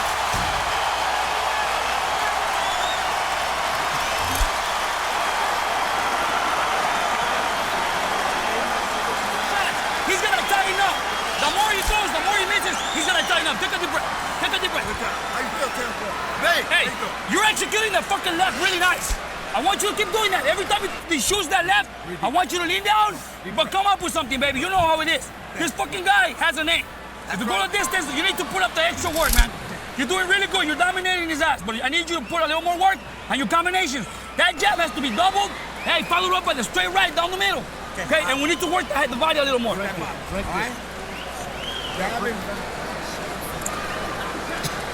A nighttime in Vegas. High drama in the ring. Manny Pacquiao's landing nearly 40% of his punches. In round 3, he was 21 of 50. That's the highest number of punches he's thrown in the fight. Bradley was 13 of 65. Harold, how do you have it through 3? Look at Jim. I've got a 3 rounds to nothing, 30-27, Manny Pacquiao. Jim, let me tell you something that I've observed in this fight, and that is Timothy Bradley doesn't move his head. And when you stand in front of Manny Pacquiao and your head is straight up in the air like that, just like you see now, Manny can't miss it with the left hand. Watch Pacquiao's head. Pacquiao bobs, he weaves, he's always moving his head, never stops moving his head. Bradley puts his head straight up, leaves it there, Pacquiao nails him with the left. 3-0, Manny Pacquiao. And when Bradley does move his head, he dips it down, he comes up with his head. And referee Robert Bird just said none of that. Pacquiao trying uppercuts with the left hand. Now comes across the top, lands it again. Gets in a little left inside. Bradley trying to go to the body, gets in a couple of shots. Right hook by Pacquiao as Bradley was landing a body shot. And Bradley's getting in shots upstairs too, but as you mentioned, Jim, they're not really moving Pacquiao. No, he doesn't have the power. You know, Manny's punches have about twice as much power. Yeah. And that's the difference. Bradley's landing punches. He's fighting a typical, you hit me, I hit your back type, Bradley type fight, but he doesn't have the power on those punches. Stop. Timothy, pick him up. Pacquiao smirked after the headbutt. He smirked after the low blow. He seems very confident right now. Smiling and laughing is Pacquiao as he continues to go at it with Tim Bradley. Has Bradley made a decision to try to crowd Pacquiao, Manny? Yes, he is. That's what he's doing now. He's trying to crowd him and get inside. Trying to take away the range on that straight left hand. Manny punches good with range. He gets good leverage when he punches in. And Bradley's trying to shorten it up and take that leverage away where he don't have such a chance to warm up. To stretch those shots out. Bradley really slapping with the hook in order to land it just then. Manny doesn't respect the power of Bradley. You can see it in his face now. And when Bradley throws several punches, he tends to let them go wide and wing it. Manny comes down the middle where his straighter shots sometimes get there first. Manny's trying to uppercut. So the last 2 rounds, he's trying to predict the way that Bradley's head is and trying to catch him with a left hook. And he's predicting it pretty well right now.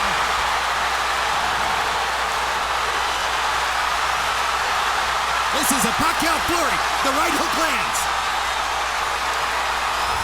Well, he's moving his head now to survive because he's hurt. He was badly wobbled there. Badly hurt. Another mark of the power differential in favor of Manny Pacquiao. So what does Bradley do here? He doesn't want to run to just survive. He doesn't have the firepower to keep Manny off. Bradley's trying to fight back. Well, that's Big right hand from Bradley at the end of that round. He landed a right hand to punctuate the round.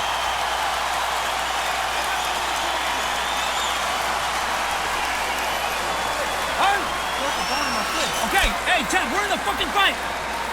We're in the fucking fight. You have 2 options. You want to continue? Yeah. Okay, let's go. Dude, avoid the fucking pain. Ignore the pain in here. Okay, forget about your fucking foot. We're going to win this fight, man. You got this? Forget about your foot.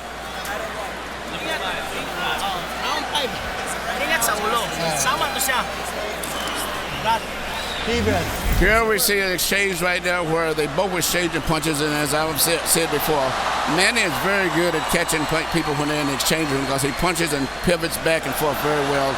Nothing is landing clean except for that punch there. And it still didn't seem like it had that much of an effect, but I don't know whether Bradley twisted his ankle as he was moving away or whether it was actually hurt from the punch or whatever else seemed like his ankle was hurt. Well, you heard Joel Diaz say, forget about your blanking foot. And Bradley must have said something to him about it. Pacquiao, by CompuBox count, landed 31 power shots in the 4th round, including 21 in that violent flurry in the last minute. It's very hard to imagine anyone scoring that round for Bradley, and frankly, for Bradley to be 4 rounds behind at this point is very bad for him. Yeah, especially not being a big puncher. You also saw in Bradley, he mentioned before the fight, look, if I'm going to go down, I'm going to go down in flames. Pacquiao could put you on fire.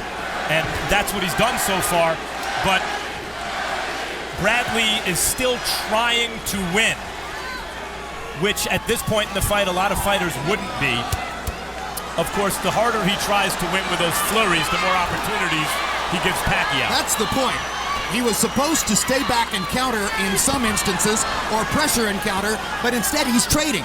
And trading with Manny Pacquiao is a terrible idea if you are at a power deficit. Boom, another left hand.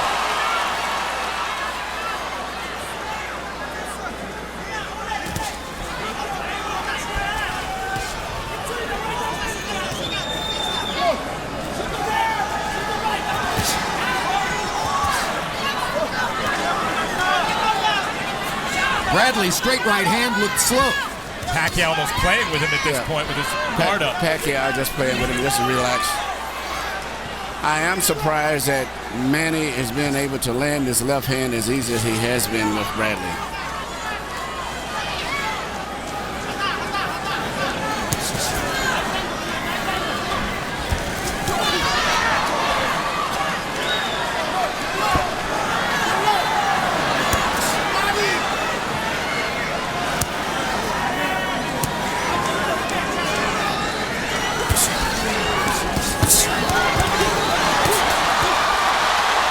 Trading. And now more retreating for Bradley. Pacquiao got in another couple shots.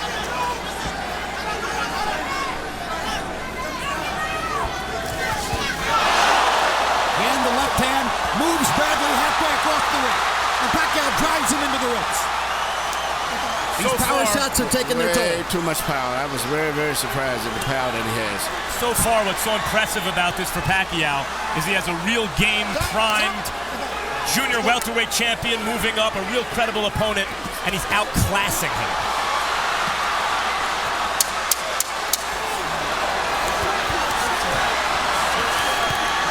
Manny Pacquiao loves this kind of fight.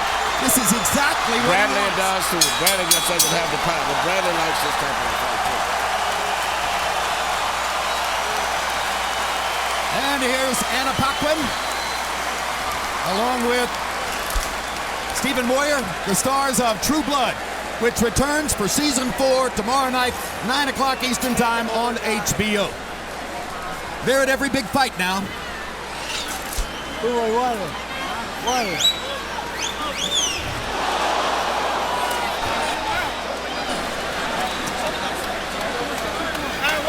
There's some True Blood in Pacquiao's mouth. Okay. Been a pretty bloody good fight so far. Move. Here you see a tremendous left from Manny Pacquiao. It seems as if he just physically overpowered Bradley at this stage right now. And it's just a matter of time because Bradley has not been able to get any respect from Manny with any power at all. That's Jinky Pacquiao's response to the big left hand by Pacquiao there. So round 6 begins. It's been very difficult, at least to my eyes, to find a round that Bradley could have won up to this point. Pacquiao has landed good power shots in virtually every round. So far, you see a good fighter against a great fighter, and that's been the difference.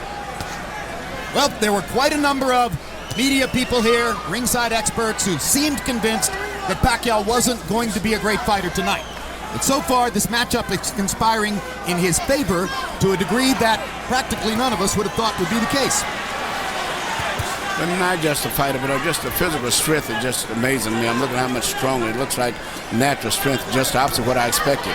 Manny looks like about 10 pounds of natural strength, and natural size, and much more punching power. And incidentally, if you look at their physical histories, it's pretty clear Bradley is by nature the larger man. Yes. As an amateur, he fought at 152 and 156. And when he, right now, is fighting at age 28 at 147 pounds, Pacquiao at age 28 was fighting at 130. It was a nice exchange. Clearly, Bradley's the bigger guy, but Pacquiao's the bigger hitter. That's clear also.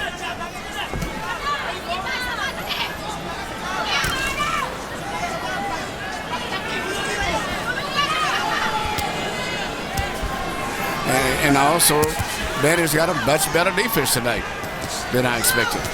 Manny seems to be taking the first 2 minutes off of some rounds, Emanuel, at least to a certain degree, and then flurrying in the third minute of the round. Yes. And incidentally, late flurries in several rounds were critical to him getting the beneficial decision against Marquez last fall. It's something of which he does more and more. Bradley having a pretty good round this round so far. Yes, but there's a minute to go.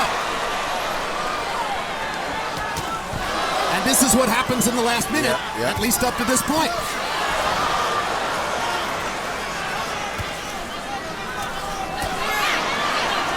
Pacquiao tracking another left hand. Gets Bradley against the ropes and hits him 3 times with the left hand.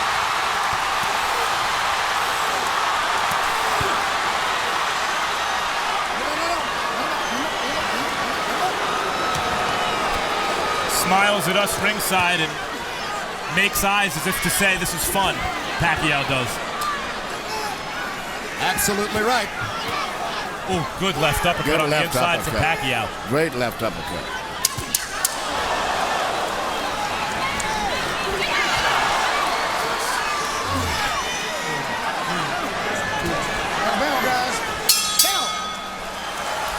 Whatever it was that limited Manny Pacquiao last fall does not appear to be in the atmosphere tonight.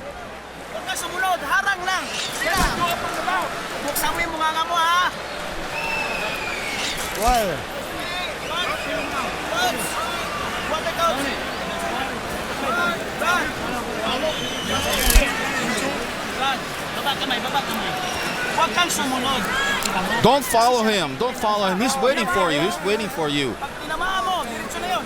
If you hit him, that's it. Don't wait for it.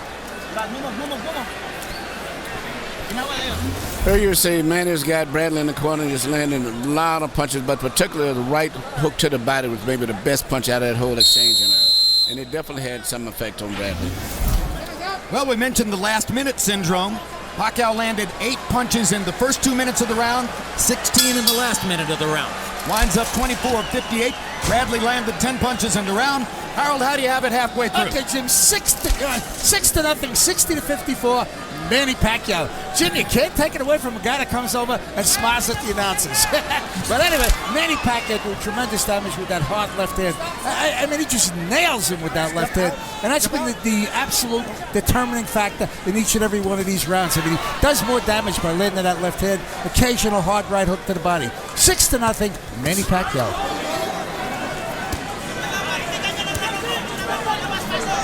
I mean, to be playing cat and mouse with Tim Bradley tonight just speaks at the age of 33, incidentally. Again, Bradley choosing to trade with Pacquiao. And once again, that's a dangerous tactic against a guy who clearly has more firepower. But, you know, this is the way Bradley's fought always. I mean, as an amateur, he's known for those exchanges like that. But he's with a guy that can punch, unlike anybody he's fought before as far as punching power. But that's the way he likes to fight.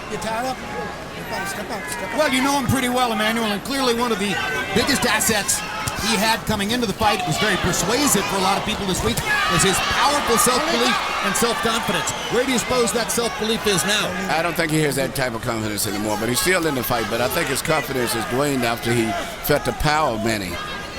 Manny was physically much stronger and more powerful than he ever anticipated. I'm thinking of a conversation we had with Nassim Richardson when Richardson was in the Shane Mosley fighter meeting at last month's pay-per-view card.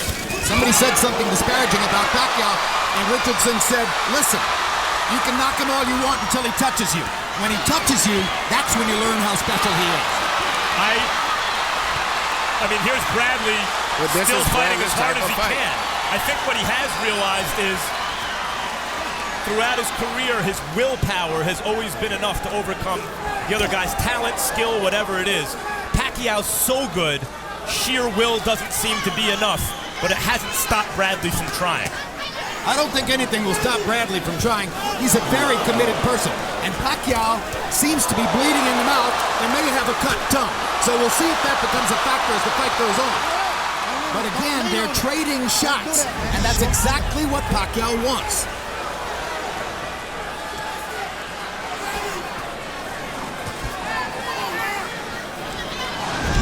Bradley landing more punches in this round.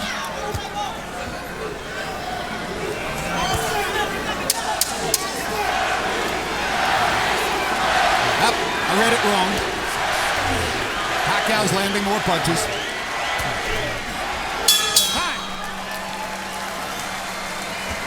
And Bradley has, for the first time, a discouraged look on his face as he goes back to the corner. Dude, look. Your foot fucked up in the second round, dude. You're in the 7th. Hey, you're good, man. Can you give me 5 more of these? Chat, come on. Fucking look alive. I am. Okay, look fucking alive. Let's go.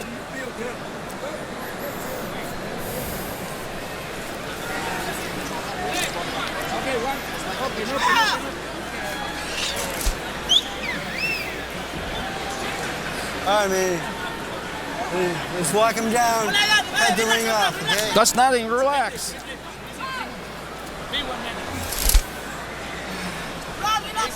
Relax. Keep my distance. Hey, just slide back a little bit, man. All you have to do is slide back and counter his ass. Okay? Let's go, baby. Okay? Let's go, Jack. We're almost there, baby. Box numbers showing Pacquiao nearly doubling Bradley in terms of number of landed punches. In the last round, he landed 27 to 13 for Bradley.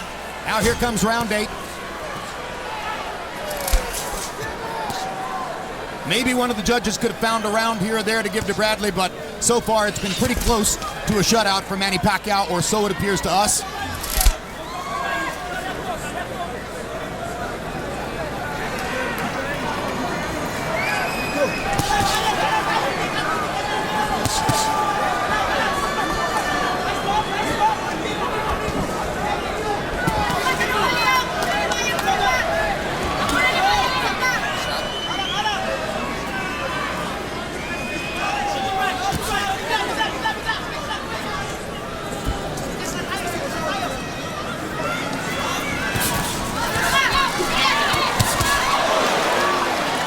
You know, Emanuel, if Pacquiao wants to more or less take the first 2 minutes of the round off, and it looks to me as though he does, Bradley hasn't done much to push him in this round. Bradley can't do nothing, Bradley, because of the size. And also, Manny has a good defense, too. There's the first headbutt of the fight. Go. But Manny's defense is where Bradley cannot penetrate.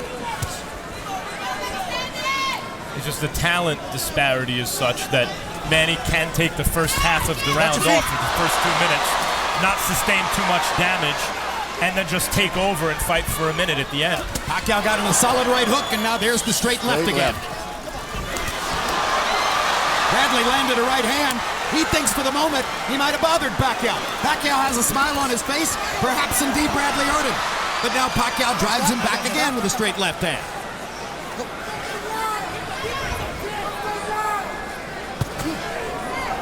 That was the first propitious moment in quite a while for Tim Bradley.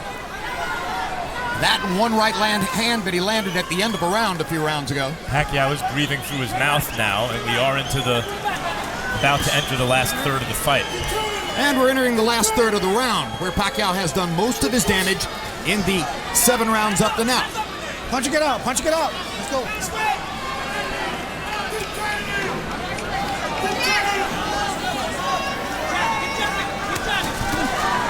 Stop! Tim Bradley's only scored 1 knockout in his career past the 6th round. Manny Pacquiao, throughout his career, has demonstrated a pretty good chin. There's nothing that's happened so far to suggest that Bradley's in any position to set up a knockout of Pacquiao. And the rounds are winding down.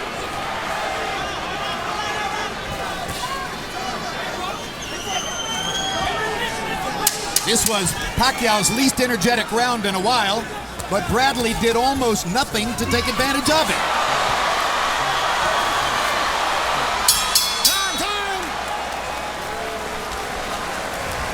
Part of the change of life for Manny Pacquiao. For the first time ever, his 2 young sons come to watch him fight.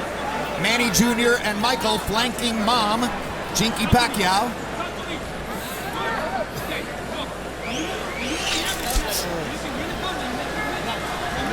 Mom either with a stern warning or a stern question to her son there, or so it appeared.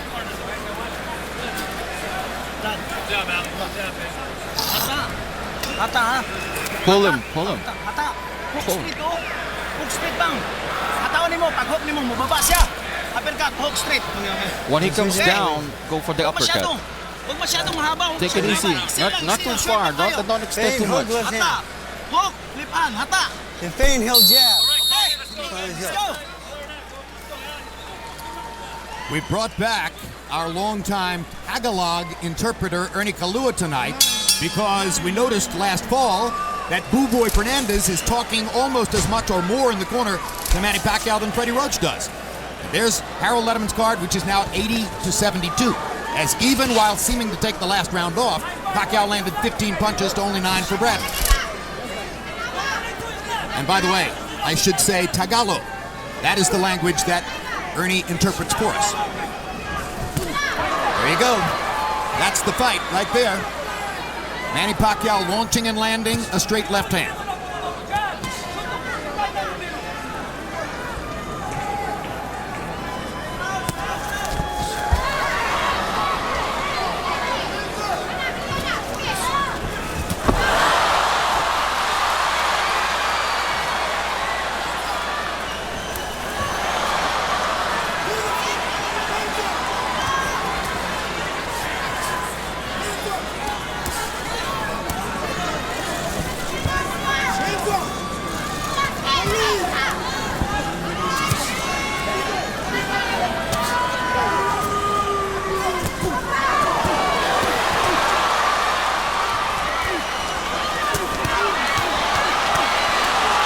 Left hand landed flush. Watch your head. Watch your head. Another straight left hand between the guard by Pacquiao. 2 more punches landing on the inside. Stop, I got stop. Yeah.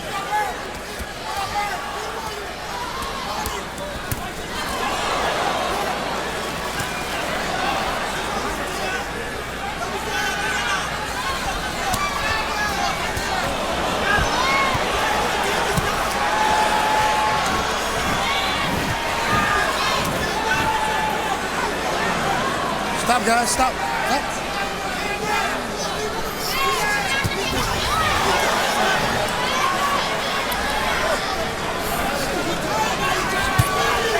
That shot was blocked. Pacquiao's gloves carefully guarding his face.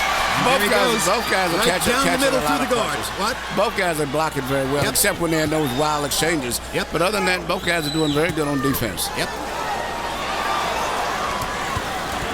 The difference is when Pacquiao gets one through the guard, it's the power. It does damage. That's exactly right. It's the power.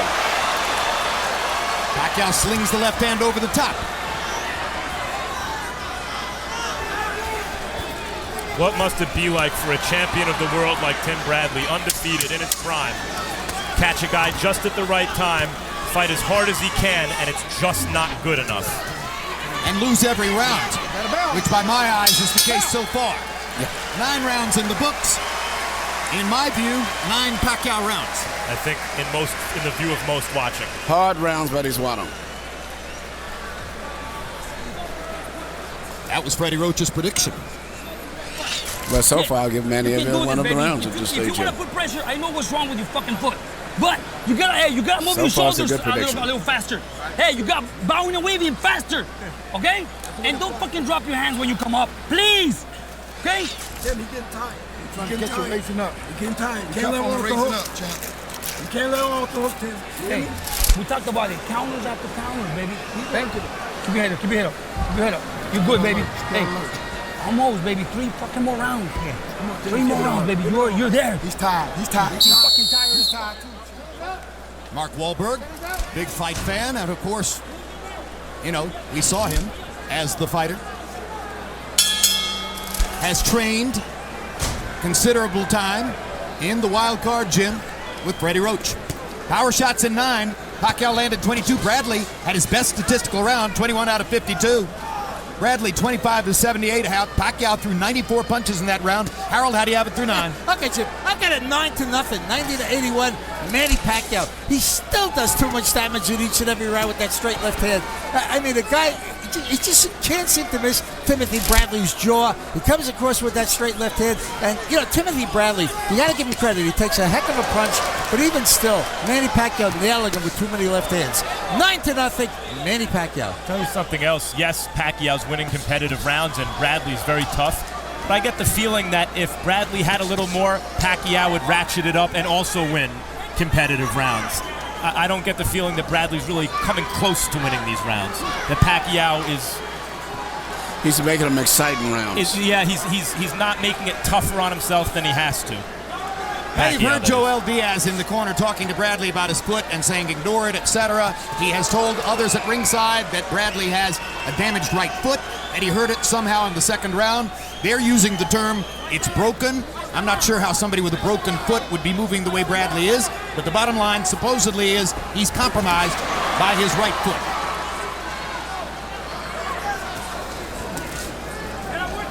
Every fighter's dealing with something, right, Emanuel? There's always something, a foot, a hand. It's part of the fight game. Yeah, probably Manny Pacquiao will tell us after the fight that his calves were tight.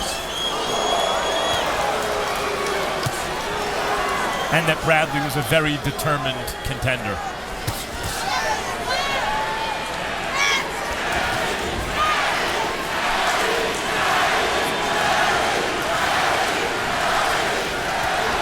Now let's see if Pacquiao tries to fashion the last-minute rally, which has been his pattern throughout the fight. Good left hook by Bradley. Straight left hand for Pacquiao.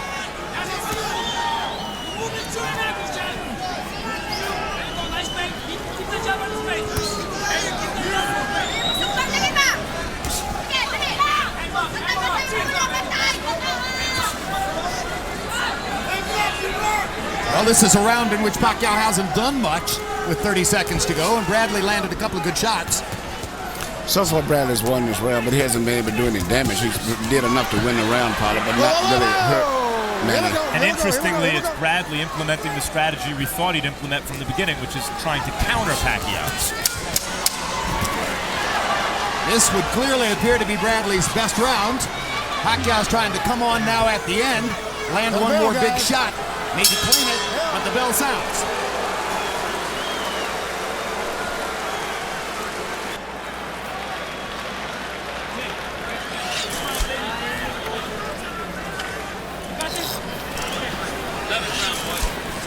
All right.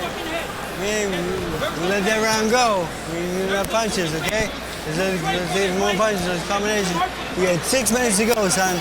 All right? It's your fight. Come on, baby. No pain. No pain. Hey, you're a fucking warrior, champ. No pain. Here we see a situation which I think was the fourth round, which is where I believe Bradley hurt his right foot as he was doing all this twisting and pivoting, keeping up with Manny, which is one of Manny's specialty. There you go. And there it is when he twisted the right foot right there. I think that's what it's still bothered him possibly. But nevertheless, Manny's fighting his fight. Still, it's more that Manny just physically and too strong and too powerful. The 10th round was statistically equal according to CompuBox. They landed the same number of punches. They landed the same number of power shots. Personally, I think Bradley got in a couple of punches that were better, and Harold Letterman agrees with us. Freddie Roach agreed, and now Bradley has broken the shutout, at least by our lights. In a basketball game, the Eastern Conference Finals ended today with the Heat beating the Celtics.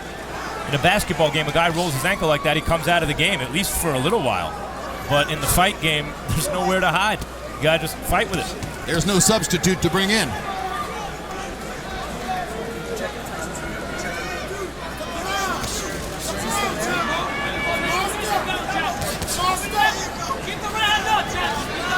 Incidentally, Emanuel, I personally think Pacquiao's beard is a little bit on the full side, and if I were Joel Diaz, I might have demanded that it be shaved. Yeah. But, you know, that's a small detail, and I think Diaz is just not that type of a guy. And, you know, Manny's always had that kind of mustache, beard, or whatever you call it. Bradley's not a power puncher anyway. Yeah, right. It wouldn't matter. Straight left hand for Pacquiao. Pacquiao threw that punch to end the fight. Yeah, he was trying to knock Bradley out with that shot.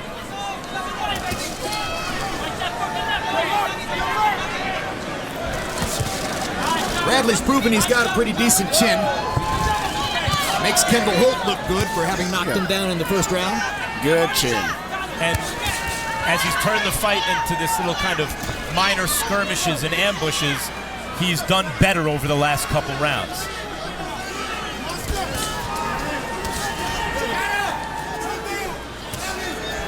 But too little, too late.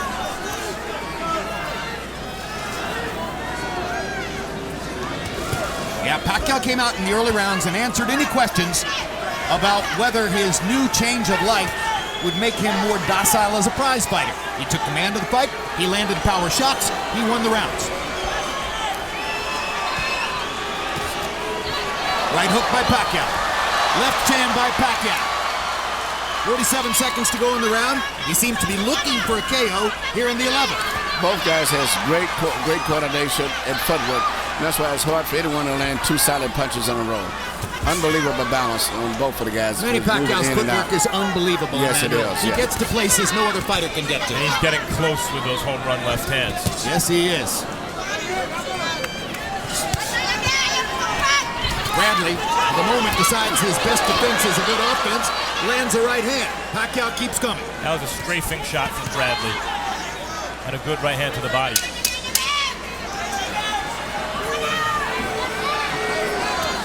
But another good round for Manny Pacquiao, who's landed several hard power shots. And with only one round to go, it seems to be a foregone conclusion.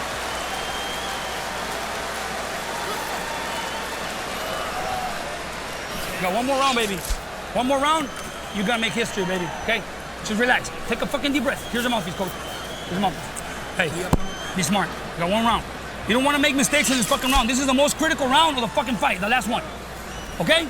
We're here together, okay? Let's put it together now. Okay, Last round. Let's go.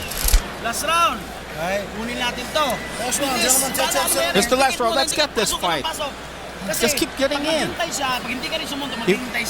If he waits for you, Pag umikot siya dito, bagsak dito, pag umikot, bagsak dito. when he turns around, hit him with the other one.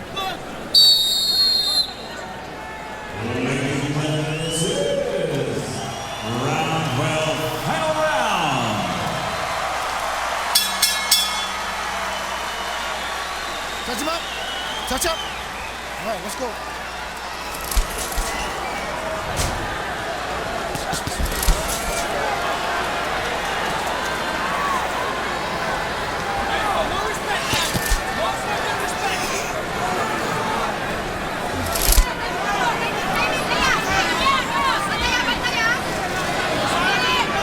Well, if we reach the final bell, it'll be the 5th consecutive Pacquiao fight to go the distance, and still we talk about his remarkable punching power.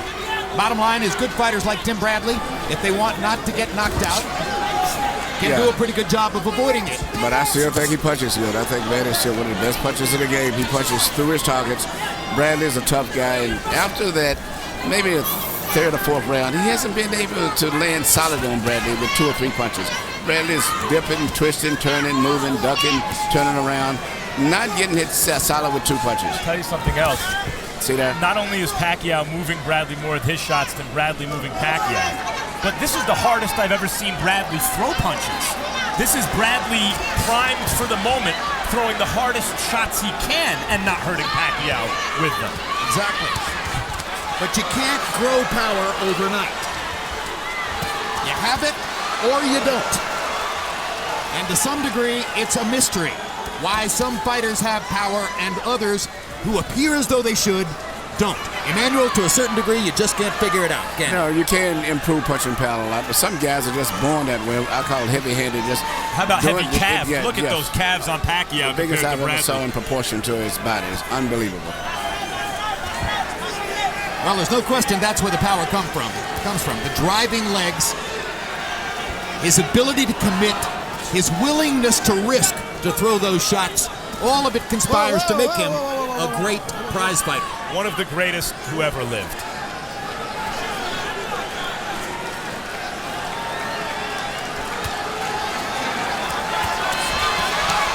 Every generation has their guys, and this one, it's Manny Pacquiao and Floyd Mayweather, of course, and hopefully one day we get to see that fight. Hope springs eternal in the boxing fan's heart. Meanwhile, Bradley's still throwing punches like he means it. And winning this round at this point, in my opinion.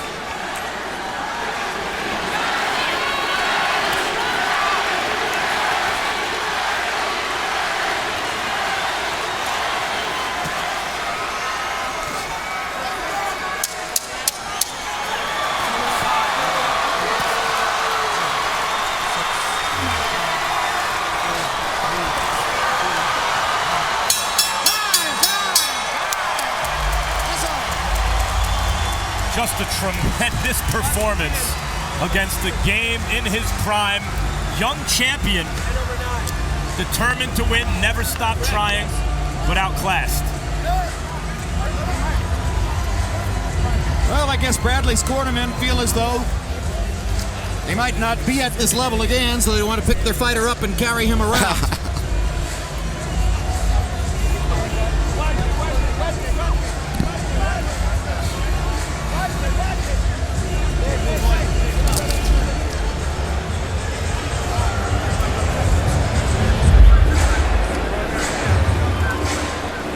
Pacquiao is on his feet in the corner talking with his guys. Bradley's still hoisted aloft.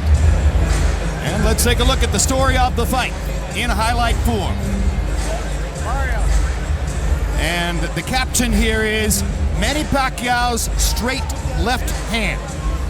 One of the dominant weapons in boxing, perhaps the #1 offensive weapon in boxing over the course of the past 8 or 10 years.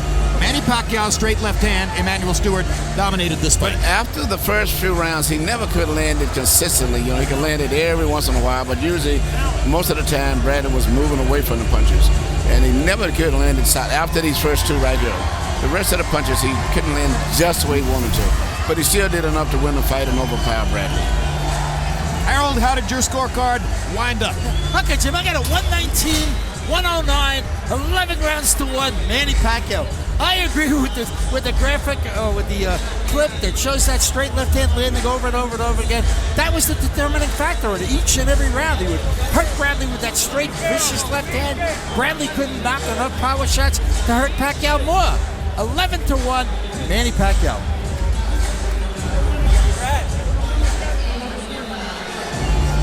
All right, Harold Letterman, take us through the 3 official judges who will score the fight very quickly. All right, Jim, as I say, Dwayne Ford teaches all the other judges how to judge. Very solid choice here.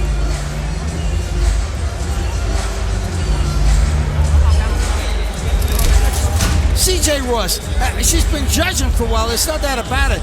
She's been judging since 1992, but I don't know if she's ready for a major fight like this. A little bit shaky. Jerry Roth, very good judge. Had a tough time recently with Brandon Rios and Richard Abril, but other than that, he's usually pretty solid. All right. And Michael Buffer is standing by with the official results. Let's go to him right now. Ladies and gentlemen, here at the MGM Grand, we go to the scorecards. Jerry Roth scores about 115-113 for Pacquiao. CJ Roth scores it 115-113 for Bradley. And Dwayne Ford scores it 115-113 to the winner by split decision. And new WBO Welterweight Champion of the World, the Desert Storm, Timothy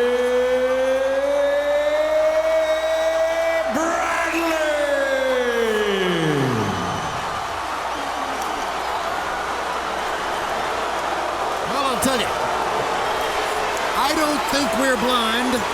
I think Harold Letterman is the best scorer alive, and I think that is a terrible, bogus decision. I'm dumbfounded. I don't know what to say. I mean, that's where they started off the 115 and 113. And I have no comment. I'm totally confused. I'm as confused as anyone could possibly be. Chinky Pacquiao's reaction at ringside. Timothy Bradley has scored an upset split decision victory over Manny Pacquiao. God only knows how.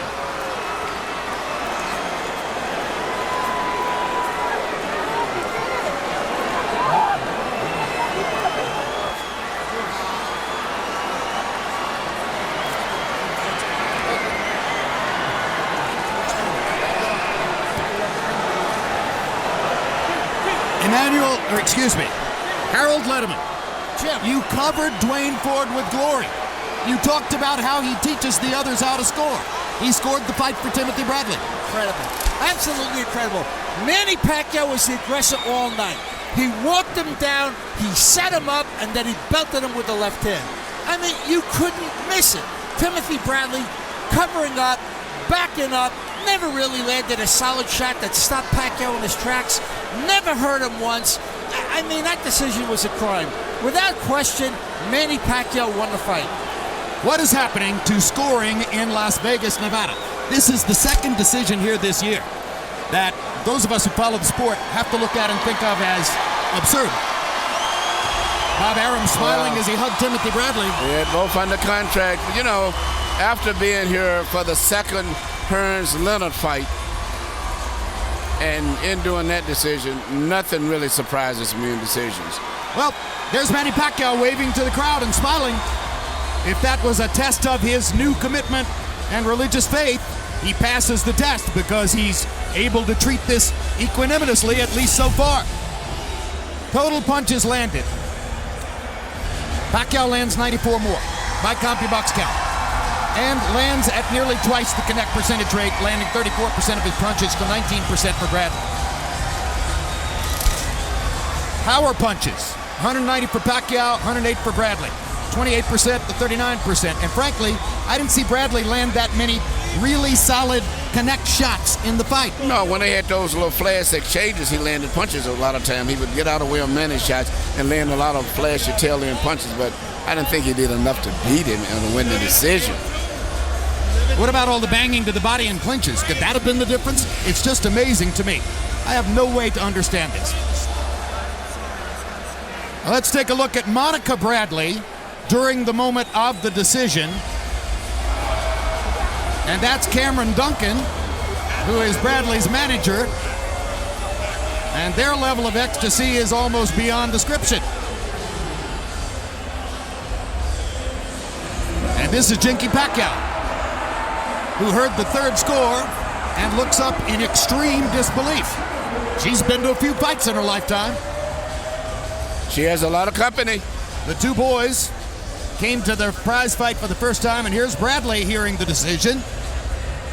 Well, Bradley himself showed the emotions that he'd won the fight after the fight, his expressions. All right, Max Kellerman is in the ring. Let's go to him right now. Tim, congratulations on a tremendous performance of heart and determination. You hear the reaction of the crowd.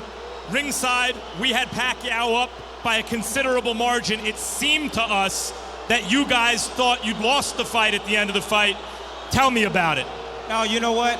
It was a good fight. It was a good competitive fight. Every round was pretty close. Pacquiao, you know, he won some of the early rounds. The later rounds, I controlled the action with my jab, moving. You know, I got to go back home, review the tape, and I'll see if I won the fight or really done. You hurt your foot, it seemed. Yeah. Here's the shot of what happened. Describe it to me. I know I was stepping back. I think I stepped on his ankle. I'm not sure what happened. There it is, right there. There it is, right there. Was this a pre-existing injury that you exacerbated? It happened? No, not at all. Not at all. I was just trying to get out the way of Manny's punches. Early on, we were very impressed by how much determination you were showing in the face of what looked to us like superior firepower. What did you think early in the fight when Manny was hitting you? Well, I mean, he's a strong puncher. He rocked me a couple times in the fight. But, you know, I withstanded it. You know, I held my ground and I fought hard to the end. Okay, what is this feeling for you right now? The biggest win of your career, still undefeated officially, and Manny congratulating you, but you're hearing boos cascading down. What does this feel like? You know what? This is boxing. November 10th, we can do the rematch, and you know, he can make it up. He can make it up. As you predicted, November 10th rematch? Absolutely. Manny, what do you think about this fight? Well, you know, people knows, and you know, I accept what the result is. I respect the judges, the referee, all the officials. You know, I cannot blame them. It's part of the game, and I accept that wholeheartedly, and I give thanks to the Lord. You know, I mean, I do my best, but my best wasn't good enough. Did you think you won the fight? Absolutely, yes, absolutely. Do you want a rematch on November 10th? No problem, no problem. I mean, let's give credit to Bradley, and he did well tonight, and you know, I respect him, and that's the decision. We respect the officials. Thank you, Manny. Tim, just continue with you here for a second, and not to rain on your parade because it's the biggest win of your career. How does it feel to have the official verdict, to have won, to have beaten Manny Pacquiao? I mean, it feels great. It feels great, but I'm not satisfied. You know, you can hear the boos in the crowd. You know, everybody in the crowd think I lost the fight. I know it's predominantly Pacquiao fans, but you know what? Let's do it again. Let's do it again. The punch stat numbers favored him by a bunch, thrown, landed, etc. But there were some quieter rounds, especially later in the fight, where you seemed to maybe have pulled it out. I spoke to someone whose opinion I trust ringside, who did score the fight for you. You said you wanted to go back and look at the tape. What are you looking for? Well, I'm going to see if I won the fight or not. You know, I was in here. I thought it was a close match. Let me go back, watch the tape, and see if I won the fight. That's pretty much it. An honest answer from an honest fighter. Congratulations on a gutsy performance against a great fighter himself, Tim. Jim? All right, thank you very much, Max Kellerman, and all credit to both Manny Pacquiao and Tim Bradley for a very spirited prize fight. Let me say this, and I say this to friends and colleagues all the time. Scoring prize fights is not all that easy. It isn't as easy as it looks. If you try to score a prize fight, you might find yourself running into the same obstacles that official scorers sometimes run into. But Emanuel, it shouldn't be that hard. It shouldn't be that difficult. No, but you know, I'm just so confused when I saw it here in the scores, 115, 113. I mean, just the fact that even if it was for Manny, I was surprised that close. But, you know, everybody laughs at me because I love knockouts, and that's why. I've saw this so many times. It's a part of boxing. Thomas Hearns and Sugar Ray Leonard, the second fight with Tommy knocking Ray down twice, and they still called it a draw. But, you know, I just accepted it. We walked out of the ring. Officially, that's what it is, and that's what it is tonight. It was still a good competitive fight. It wasn't on one-sided fight, but it was about as close as you could get without one guy being knocked down a few times. I'm trying to think of a decision with which I more disagree. I think I have to go all the way back to Shannon Briggs versus George Foreman. Max Kellerman, how do we explain this to our fans? Well, first, you know, guys like me always say, well, the money guy in the fight is the guy who's going to get the benefit of the doubt and win the decision, and Top Rank, the most powerful promotional entity, Pacquiao means the most money to them. This sort of dispels that line of thinking. I can think of fights like Stevie Johnston and Cesar Bazan, for instance, where the rematch, where people sitting on one side of the ring thought Stevie Johnston shut him out. On the other side of the ring, thought Bazan won a close decision. I do notice polling people ringside, some of whose opinions I trust, that those sitting by Bradley's corner seem to think he won. Some credible people think Bradley won. And I also remember the Mosley De La Hoya rematch, where you guys, I didn't call that fight, it was you guys with Larry Merchant, and you guys had De La Hoya winning by a substantial margin. I was sitting ringside in press row. I thought Mosley won. So I'd like to, as Tim said, go back and look at the tape and maybe view it again with the sound also. Maybe we're not influencing what I'm thinking. That said, usually the guy who on CompuBox lands many more punches, lands many more power punches, especially when that jibes with what I think I saw, I'm pretty confident saying I thought that fighter won. And that was Manny Pacquiao. It'll be fascinating to see what the media scores are. Yes, there was the giant disparity the night of De La Hoya versus Mosley, too, when all of us on the broadcast team were sure that De La Hoya had won, and virtually everybody on press row thought that Shane Mosley had won. Maybe we gave into groupthink. I'd like to go back and see, but I don't think so. Maybe we led each other along. I don't find that I've ever influenced Harold Letterman that way. He had it 10 rounds to 2. By the way, if you're looking for where the margin of victory came from, on the official scorecards, in the last 3 rounds, 10, 11, and 12, that's 9 scorecards, and on those 9 scorecards, Pacquiao won 1. So 8 of the last 9 round scores went to Bradley in this fight. Now, again, Harold Letterman scored both the 11th and the 12th rounds for Pacquiao, but they were relatively close rounds. Could we have led ourselves down the primrose path, Emanuel? We could have. You know, I'm also thinking Manny got the benefit of a controversial decision his last fight here with Marquez. And in my mind, I've always said, if it's another close fight, I don't think the Nevada Commission will put themselves on the line and say they're just going with the money fighter, which is Pacquiao. But never would I expect anything like this to happen. But I'm looking at the judges, all of the scorecards was fairly consistent to some degree, even though totally not blending in or compatible with what we thought and most of the fans thought. But that's the way it is. And Timothy Bradley is the new WBO Welterweight Champion of the world. And one significant effect, which we have not mentioned at all up to this point, is that if you're one of those who's been waiting with bated breath for 3 years for Manny Pacquiao to fight Floyd Mayweather, you're going to be waiting longer, because this has thrown a giant monkey wrench into any momentum which may have existed toward a negotiation for that fight. Now, Floyd Mayweather is within his rights in saying, why do I have to fight Manny Pacquiao? He just lost his last fight. So probably, unquestionably, we're going to see a rematch between Pacquiao and Bradley. That presumes that Pacquiao wants to continue his boxing career and wants to get back to the level where he's been. Tonight, he has the 4th loss of his career. Tim Bradley is still unbeaten and has a brand new status. I've seldom been more befuddled by a decision, and I think it was flat out wrong. Thanks very much for being with us on this terrific pay-per-view attraction. June 16, World Championship Boxing returns, with Julio Cesar Chavez Jr. defending his middleweight title belt against Irish action southpaw Andy Lee. July 7th, Boxing After Dark brings you a unification matchup at 122 pounds. Nonito Donaire and Jeffrey Matabula put their titles on the line. Also that night, always entertaining brawler Brandon Rios faces Mauricio Herrera.